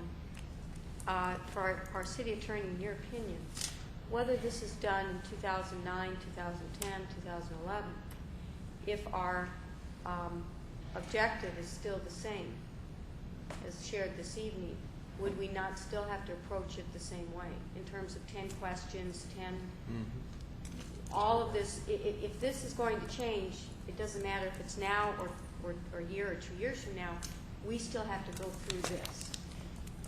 these changes? That is correct. The one thing that you do not have, and I actually wanted to address another item of Councilwoman Beltramini's that she brought up. We will not have time to get to the Charter Revision Committee before the next City Council meeting. Ms. Bartholomew is at a, right now she is out of state at a standards board meeting. She won't be here until after that. I'm actually out of town next week. It's just not going to be feasible, and I think that both of us, we could have somebody else handling it, but the issues that might arise in the Charter Revision Committee are probably going to require our attendance. And also calling a meeting in the summertime of the Charter Revision Committee is going to be very difficult. Mayor, I am the mayor. I'm sorry. You can just self. Yeah. Anyway, we'll just forget that just happened. What I'm thinking here is, I guess the thing that kind of shocked me is when I found out last week that the resolution from the prior meeting was essentially sitting and not being acted upon. It was my understanding when I heard that it was addressed at the meeting and the resolution passed. It was my understanding that it would be brought back, going through proper channels, Charter Revision Committee and such, so that council could act on it for this year, for this year's election, which would essentially be by August 17th. And so the reason why I suggested we put on here is because I was disappointed that it was stalled and wanted to make sure the process was continuing so that we could have it on the ballot this year. I think that, I appreciate the comments of the city attorney. I still think that the spirit of the resolution from the last meeting is to try as hard as we can to get something for the 17th of August. And I certainly would like to involve the Charter Revision Committee, because we just had Mrs. Wilshire up here a few weeks ago, and one thing that we've been trying to do as a council is to go through our boards and committees. So while it may not be possible, if we can, let's at least try. Mr. Mayor. Councilwoman Kerwin. I'm referring to our last meeting as you talked about the consensus of moving forward on that. There was also during the discussion pointing out that there are a lot of contingencies, and I think that this is where the contingencies hit the road. I mean, everything goes on something else. I'm at this time going to even throw in another thing, Mr. Mayor. The attorney pointed out that the April 1st date was because of a primary. As you may recall from this last presidential year, look, a primary was even before the primary. So that would then be the next election, and then again we would be in kind of that. And those are the onion peel, all of the layers around this seem like such a simple issue. I think those topics are best considered, as Councilmember Beltramini said, in a thoughtful, not rushed manner through the process that we have developed, which is the Charter Revision Committee. And I do think that we are running headlong only to find another surprise in the road. And that's my concern. So not only seeing all of these, having the weekend to look them over, each time brings up another consideration. My thoughts. Thank you. And that just speaks to some comments that I've felt for a number of years, which is that you can pick up the chart on any given day and think of something that would be better. And I really do think that however the process needs to be handled, whether they do it themselves or we set a schedule, but I would like to see the Charter Revision Committee meet regularly. I'm sure they have an idea of how often that should be, as opposed to as needed, which is the way it has been acting in the last at least the last 10 years. It's been on an as-needed basis. If they met regularly, they would be able to kind of head some of these things off at the pass before they become an issue. Perhaps, whatever the case might be, they would find things that perhaps we've never even thought of. So I will throw that in. Likewise, though, I do believe that something should be addressed at this election, and I do believe that through further consideration, it may be that there's a simpler, easier way to handle this. I, at the very least, would like to see there be the ability for somebody to submit an irrevocable letter of resignation at a date certain in the future, and if council concurs, or I should say if council decides, then they could replace that person with either an appointment or through the calling of a special election. That's not even there right now because of the way the charter is written. And I will use as an example, if somebody resigns, and you will have a requirement to have an election on August, if the situation is such, if somebody resigns in March, or even by April 1st, or whatever the case might be, I don't know what the timelines are, but if somebody resigns sometime early next year, the first half of next year, there's a vacancy. Okay, so then there's 6 of us sitting up here. And if council 3-3 or for whatever situation doesn't appoint somebody, then by default it goes to an election. And that's going to be an August election. Mm-hmm. And even worse, if somebody were to resign in, say, October, and council couldn't appoint, then you would have a February election, which would cost the city money, and, it's a winter election, Mm-hmm. Yeah. So I would like us to at least try to get something done in the next 2 weeks. And if we can't, then we can't. Mayor? Councilman Eisenbacher. I think the 2 points that Councilwoman Kerwin brought up about a February election and the primary election are good, and that was something that in discussions with the staff that we did briefly touch on as I was going through this with them, and what Councilman Howrlack said was the answer, is that with our current language and with the state law where we only have 4 primary dates, even if we know someone has to resign, and even if it's planned, if the council doesn't come to a consensus, you have to have that election. And it has to be paid for if it's a February one. And I didn't even think of the whole middle of winter time, worst time of year to have an election, most likely the worst voter turnout, as it has been historically. I do see that having it on the partisan ballot may not be acceptable. We may want to limit it just to November ballots as the option. But if we don't take action, it will be. And it was very frustrating in going through this because I thought my idea was really simple. and when we got the people that have the good understanding of state law and the unintended consequences in each of the other sections where it's impacting, it ended up this long. And there's really, based on our experts, the attorney and the clerk, anything you take out undoes another section, which is why you have to tie bar it all.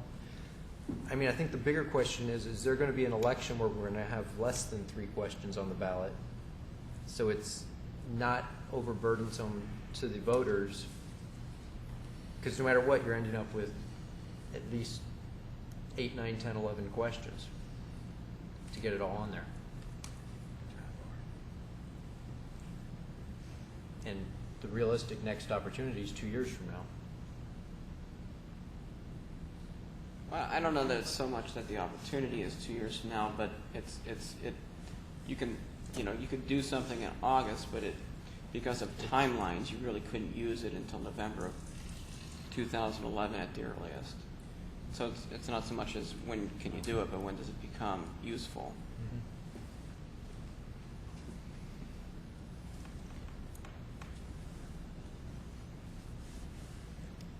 Mrs. Blum. I don't want to stop the discussion here, but I do just want to clarify. We did, at our last charter revision committee, we did have a motion to meet on a quarterly basis. So I wanted to represent that will be occurring, and also that they will be alternating between evening meetings and daytime meetings. So I wanted to just at least report that. Also, at the last council meeting, and I believe, Councilman Harmon, that you were not here, I'm sorry, Mayor Pro Tem Harlech, that you were not here at the last meeting, but we did indicate at that time that it would be very infeasible to be getting a charter revision committee meeting before this. We would make an effort, and Ms. Bartholomew did attempt to convene the committee, but that was not possible, and it's probably even less likely at this point before the next meeting. Yeah, and we tried to get them to consider it when it first came up. Right. And that is true. It was something that they did have. Ms. Wilshire knew about it, but they did not choose to act at that point in time. And then also, just one additional thing too, just something for council to consider. We do not have an opportunity at this point in time to do any publications, educational pieces. That would be something that possibly in the future, if we have more time, that could be done. So that's just something else for council to consider. We would make every effort, if it goes on, to get newspaper, publications and certainly impartial information out there. Mr. Mayor. Councilwoman Kerwin. And to that point, for cost savings, given enough time, maybe even including this in Troy Today or one of the documents that we know we had planned to send, used to be quarterly, now I think 3 times a year, to include that information so people would have it in their homes. Yeah, I mean, the cost savings, the bigger cost savings, I think, would be is if we through this, we were able to fill an office on an existing election instead of being forced to have the special election. Right. If I remember the last time, $112,000 for a special election by the city, which just would hopefully keep us in a schedule where we don't have to do that and still keep people appointed by the people, or council members appointed by the people, not by ourselves. I think that's a good point. And I will add, it's, there's a very real possibility that if we don't put something on the ballot this year, our inaction will cause a February election to happen, therefore costing the city over $100,000. And I think, honestly, rolling up our sleeves and trying to get a little work done here within the next 2 weeks is well worth it.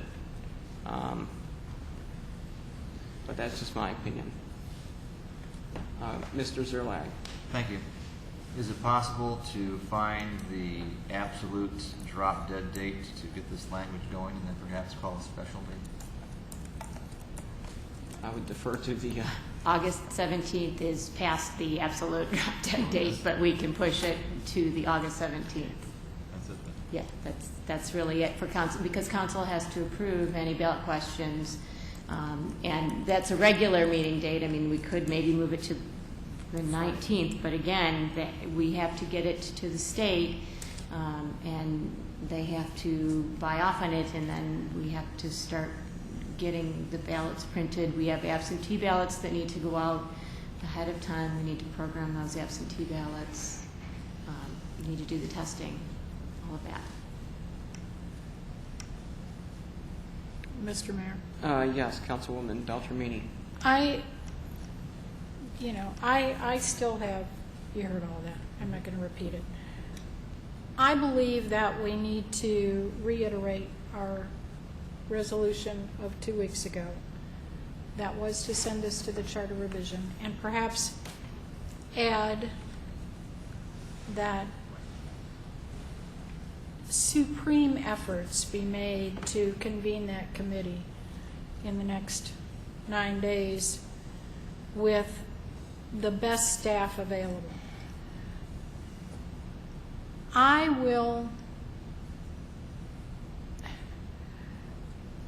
am highly reluctant to approve 10 charter changes with the Charter Revision Committee never having seen it. We have a process. There's a reason we have a process. And I believe that we need to try and follow this process. And I understand the concern about times are tough, people are going to take jobs elsewhere, and all of that. I get that. But once you change the charter, it's done. And so I want it done right. And I feel strongly about that, that us looking at this tonight at the table and saying, yeah, go for it, would be a really wrong move. So ask staff to make those phone calls. I'll add, I think that, let me ask, I've been thinking about this, and perhaps Mrs. Bloom, you could comment on this, but everything here, I think one of the reasons why it's so complicated is that the election becomes mandated by this language. I think if you write it so that there's an option for council to have an election with the submittal of a irrevocable letter of resignation, then that would simply add one section to the charter. That way council could either appoint or they could have an election. The problem is that you can't have an election right now with an irrevocable letter of resignation, because the irrevocable letter of resignation begins the clock, as you've explained, for the vacancy in office.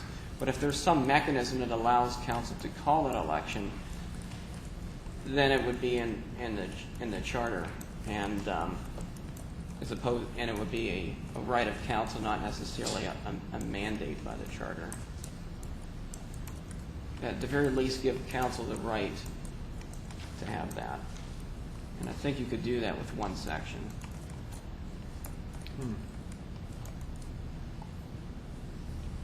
Mayor, Mrs. Bloom. we spent quite a lot of brain power on trying to figure out how to make this as easy as possible. And I am not aware of any other changes. I've talked briefly with George Elworth from the Attorney General's office as well to find out if he had any suggestions as far as how to make this easier. In order to take care of all of the things that need to be taken care of, and a lot of this is due to the change in state law, the election consolidation, limiting it to only the 4 elections. Our charter was written before the state law, and unfortunately there are a lot of complications that are caused by that.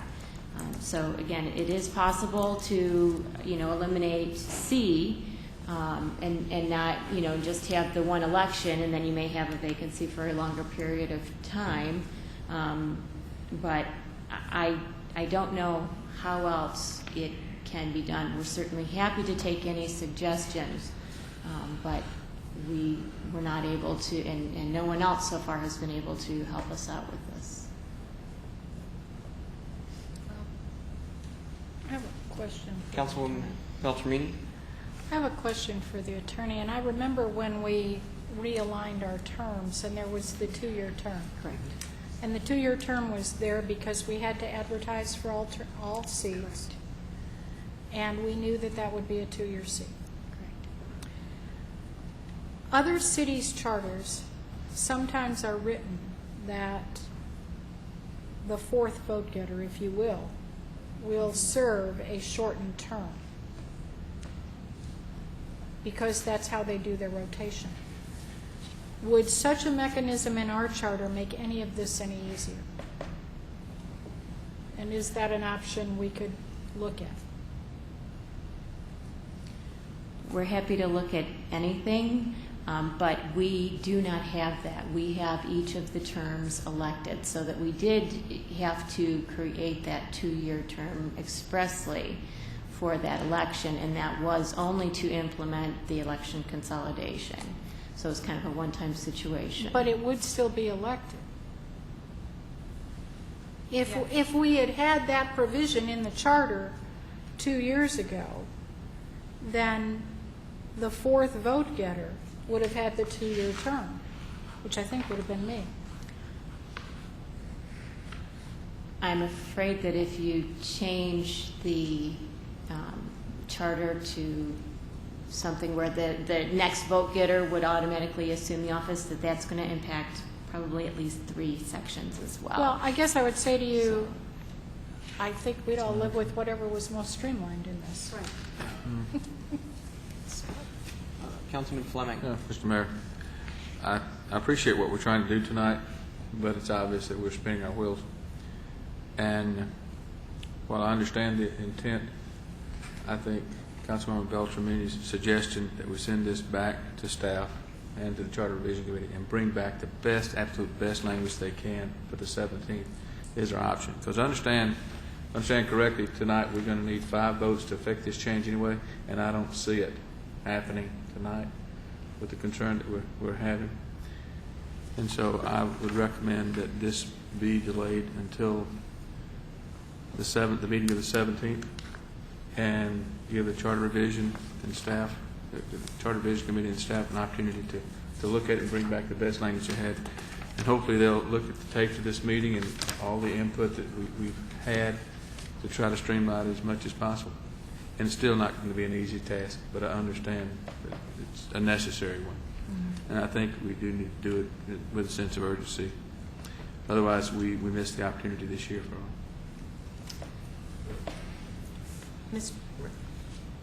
Somewhere? Who? Mr. Mayor. Councilwoman Kerwin. I know you get me on parliamentary, but if that's seconded, then we only can speak to the postponement. I just wanted to say something. Yeah, please. Could I, please? And that is, I think actually Mayor Pro Tem did have a pretty good thought there. I know that you used all the brain power, but there was a little brain power left. And I kind of like his thought on that. So I would like to simply put that in as something that might be consideration, because I think that that's probably key. It's how we define the election. The second thing, and I appreciate everybody else's comment, the second thing I would also like to see in an effort to streamline is perhaps to merge some of the state policy regarding elections, some of that language, where the charter would then remove some of the restrictions that we have as a municipality, and go ahead and put in some of the state forms that they have in terms of appointment and election, that might be something to look at as well, so that we wouldn't have all of those steps in between. Those are my thoughts. Thank you, Mr. Mayor, for allowing me to say that. Sure. Mayor. Councilman Eisenbacher. I think that this evening we have to proceed. I really would like to get the input from our Charter Revision Committee, but if we don't move down the path of what the draft resolution, while we're working on draft ballot language, it's dead. Okay. We have to move towards draft ballot language and get the input from the people as much as possible, so that we can approve ballot language at the next meeting. You can't postpone it all. You have to move towards ballot language at this point, or it's nothing. Okay. The language would need to be approved at the next meeting. Right. In between, we'd like to get as many members of the Charter Revision Committee as possible to provide comment. You may not have quorum for a full meeting, though. That's the problem. If we could email this to them as an agenda and say, here's our meeting. If we don't have an agenda, if we don't have a quorum, we're obviously not going to have a meeting, but please provide your comments. Hopefully that would satisfy the interest. I mean, you don't get the growth of discussion, the dialogue, yes. But it would provide us more input than what we have alternatively.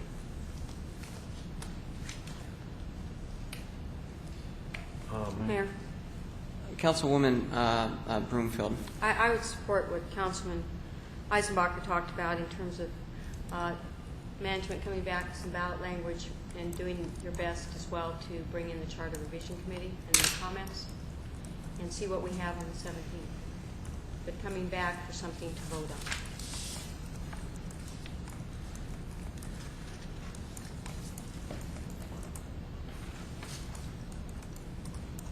if we can put that into a resolution with some clear direction as far as who's going to be doing what and what the direction should be, I think then we can let that be our action.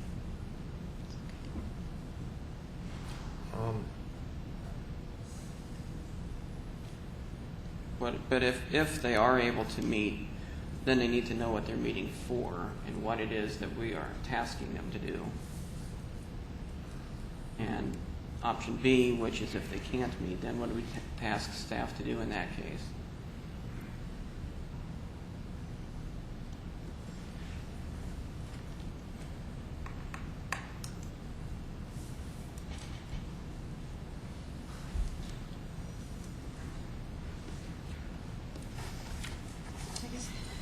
One more question. Yes, Councilwoman Kerwin. Did I hear the attorney say, well, let me ask this question, Mr. Mayor. Will educational material on these measures be prepared in time for voters? If these are approved ballot questions, then we will present something to council. I don't know if there's enough time for it to be distributed or not, but we will make every effort to get it to council, and certainly we'll take advantage of any other opportunities for getting this information. And there possibly could be enough time for the educational materials. It is possible. Again, depending on how many of these questions are out there and what's council's desire.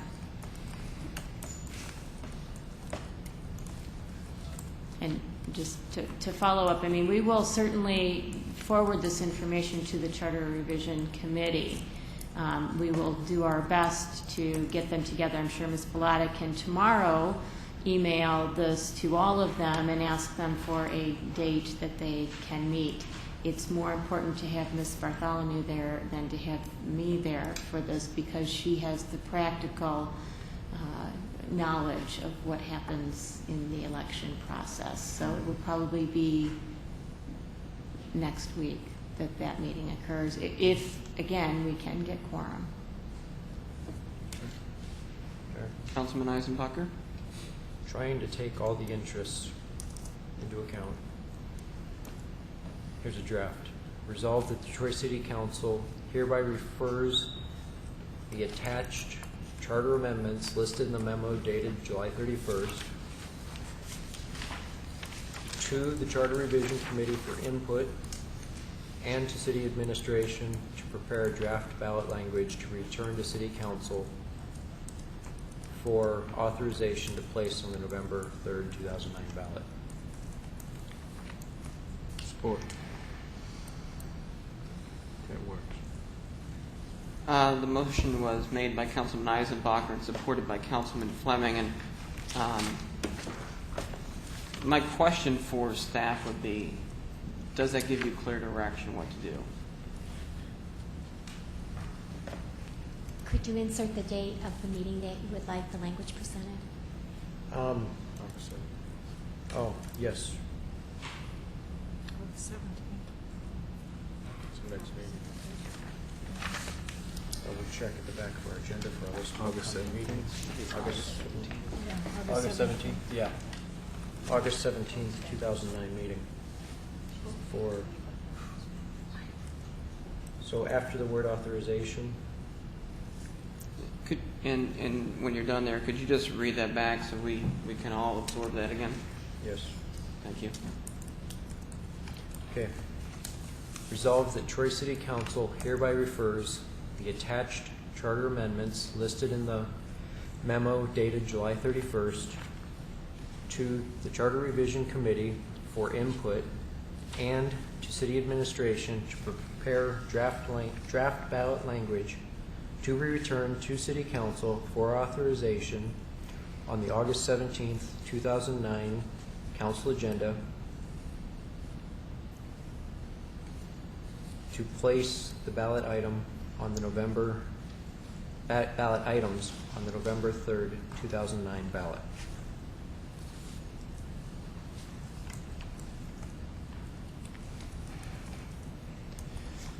support the amended resolution? That's basically, yeah, that's Just a minute. essentially the same thing, yeah. It's Okay. the Eisenbacher-Fleming resolution, and I think that the, as long as we know that those are essentially draft or proposed charter amendments, and that it's essentially a direction, because there's really no final wording there either. So, but I guess my bigger question is to Mrs. Bloom and to Mr. Zerlag, is that clear to staff what needs to be done?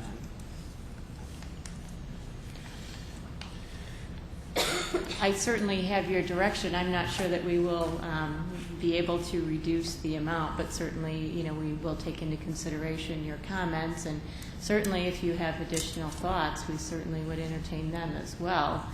Councilman Harlech, you had indicated that you have some proposed verbiage. We certainly would be interested in exploring that as well.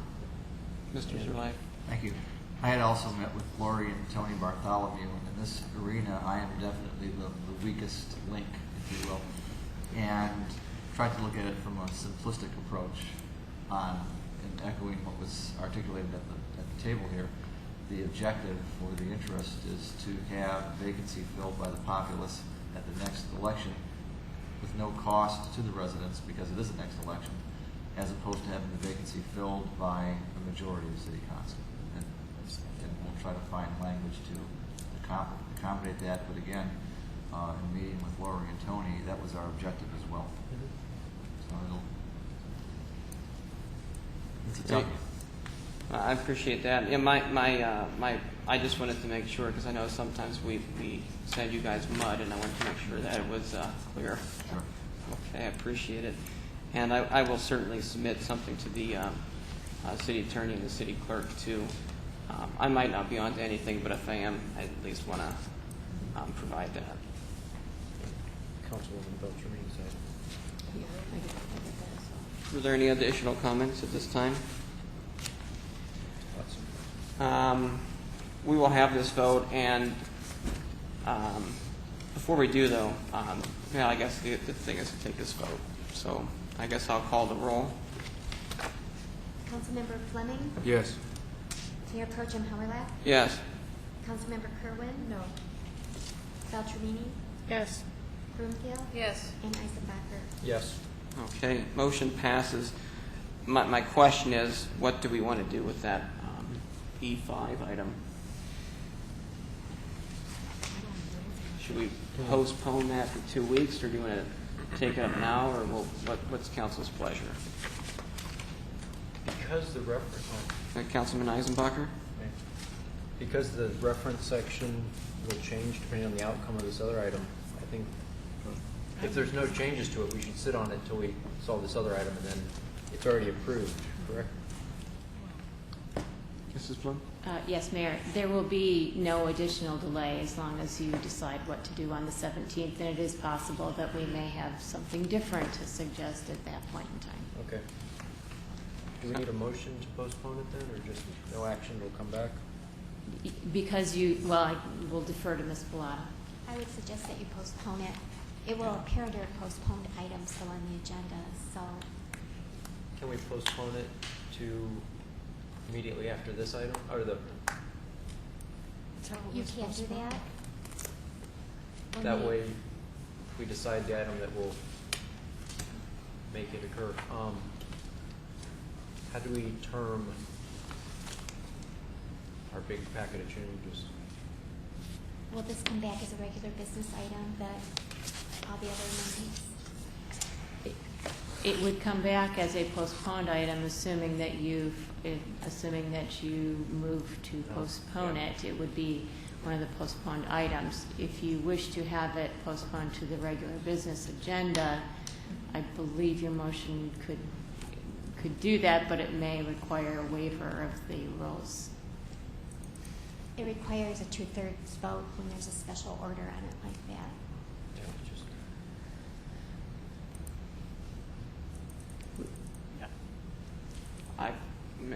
Councilwoman Beltramini? I would move that we further postpone item E5 from tonight's agenda, Charter Section 62G recommendations for ballot language, until after the discussion on August 17th of other proposed charter amendments. Support. Motion by Councilwoman Beltramini and supported by Councilman Eisenbacher, as read by Councilwoman Beltramini, but essentially that will postpone it until after the discussion of today's H1 at the August 17th council meeting. Any additional deliberations at the table? Then roll call, please. Mayor Pro Tem Howard. Yes.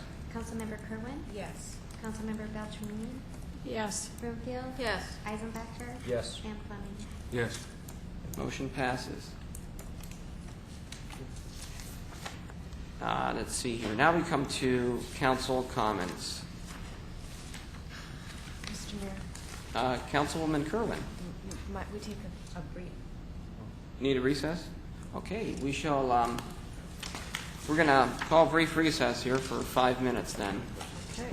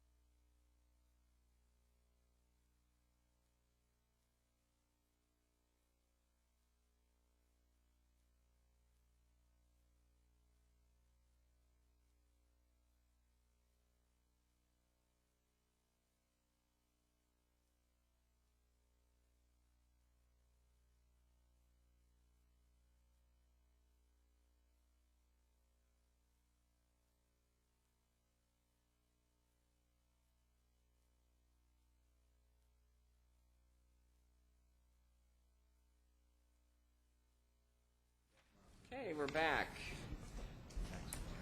And where did we leave off? We were on council comments. And are there any council comments this evening? No council comments? Okay, we'll move over to reports. Anybody want to comment on the reports?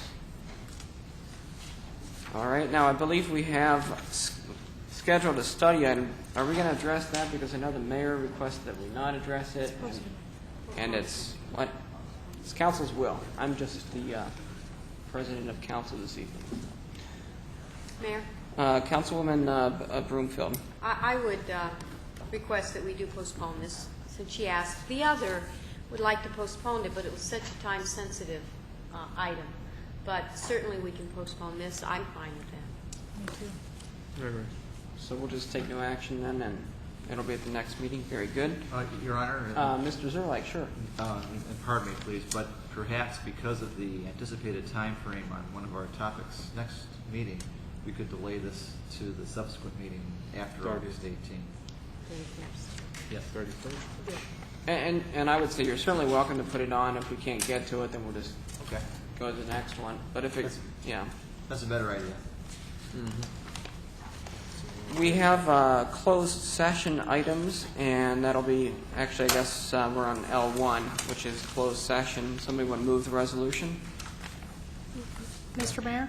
Yes, Councilwoman Beltramini. Resolved that the Troy City Council shall meet in closed session as permitted by MCL 15.268E, pending litigation, Troy v. Uncle Ed's Oil Shop, UEOS, and Troy v. Sunset Excavating, Eclipse Excavating, LLC. Support. Motion by Councilwoman Beltramini, supported by Councilman Eisenbacher. The resolution is printed on the agenda to meet in closed session. Question? Councilmember Kerwin? Yes. Beltramini? Yes. Broomfield? Yes. Eisenbacher? Yes. Fleming? Yes. And Mayor Pro Tem Howard. Yes. Motion passed. And I guess the official thing to say is that we are going to recess into the closed session. Very good.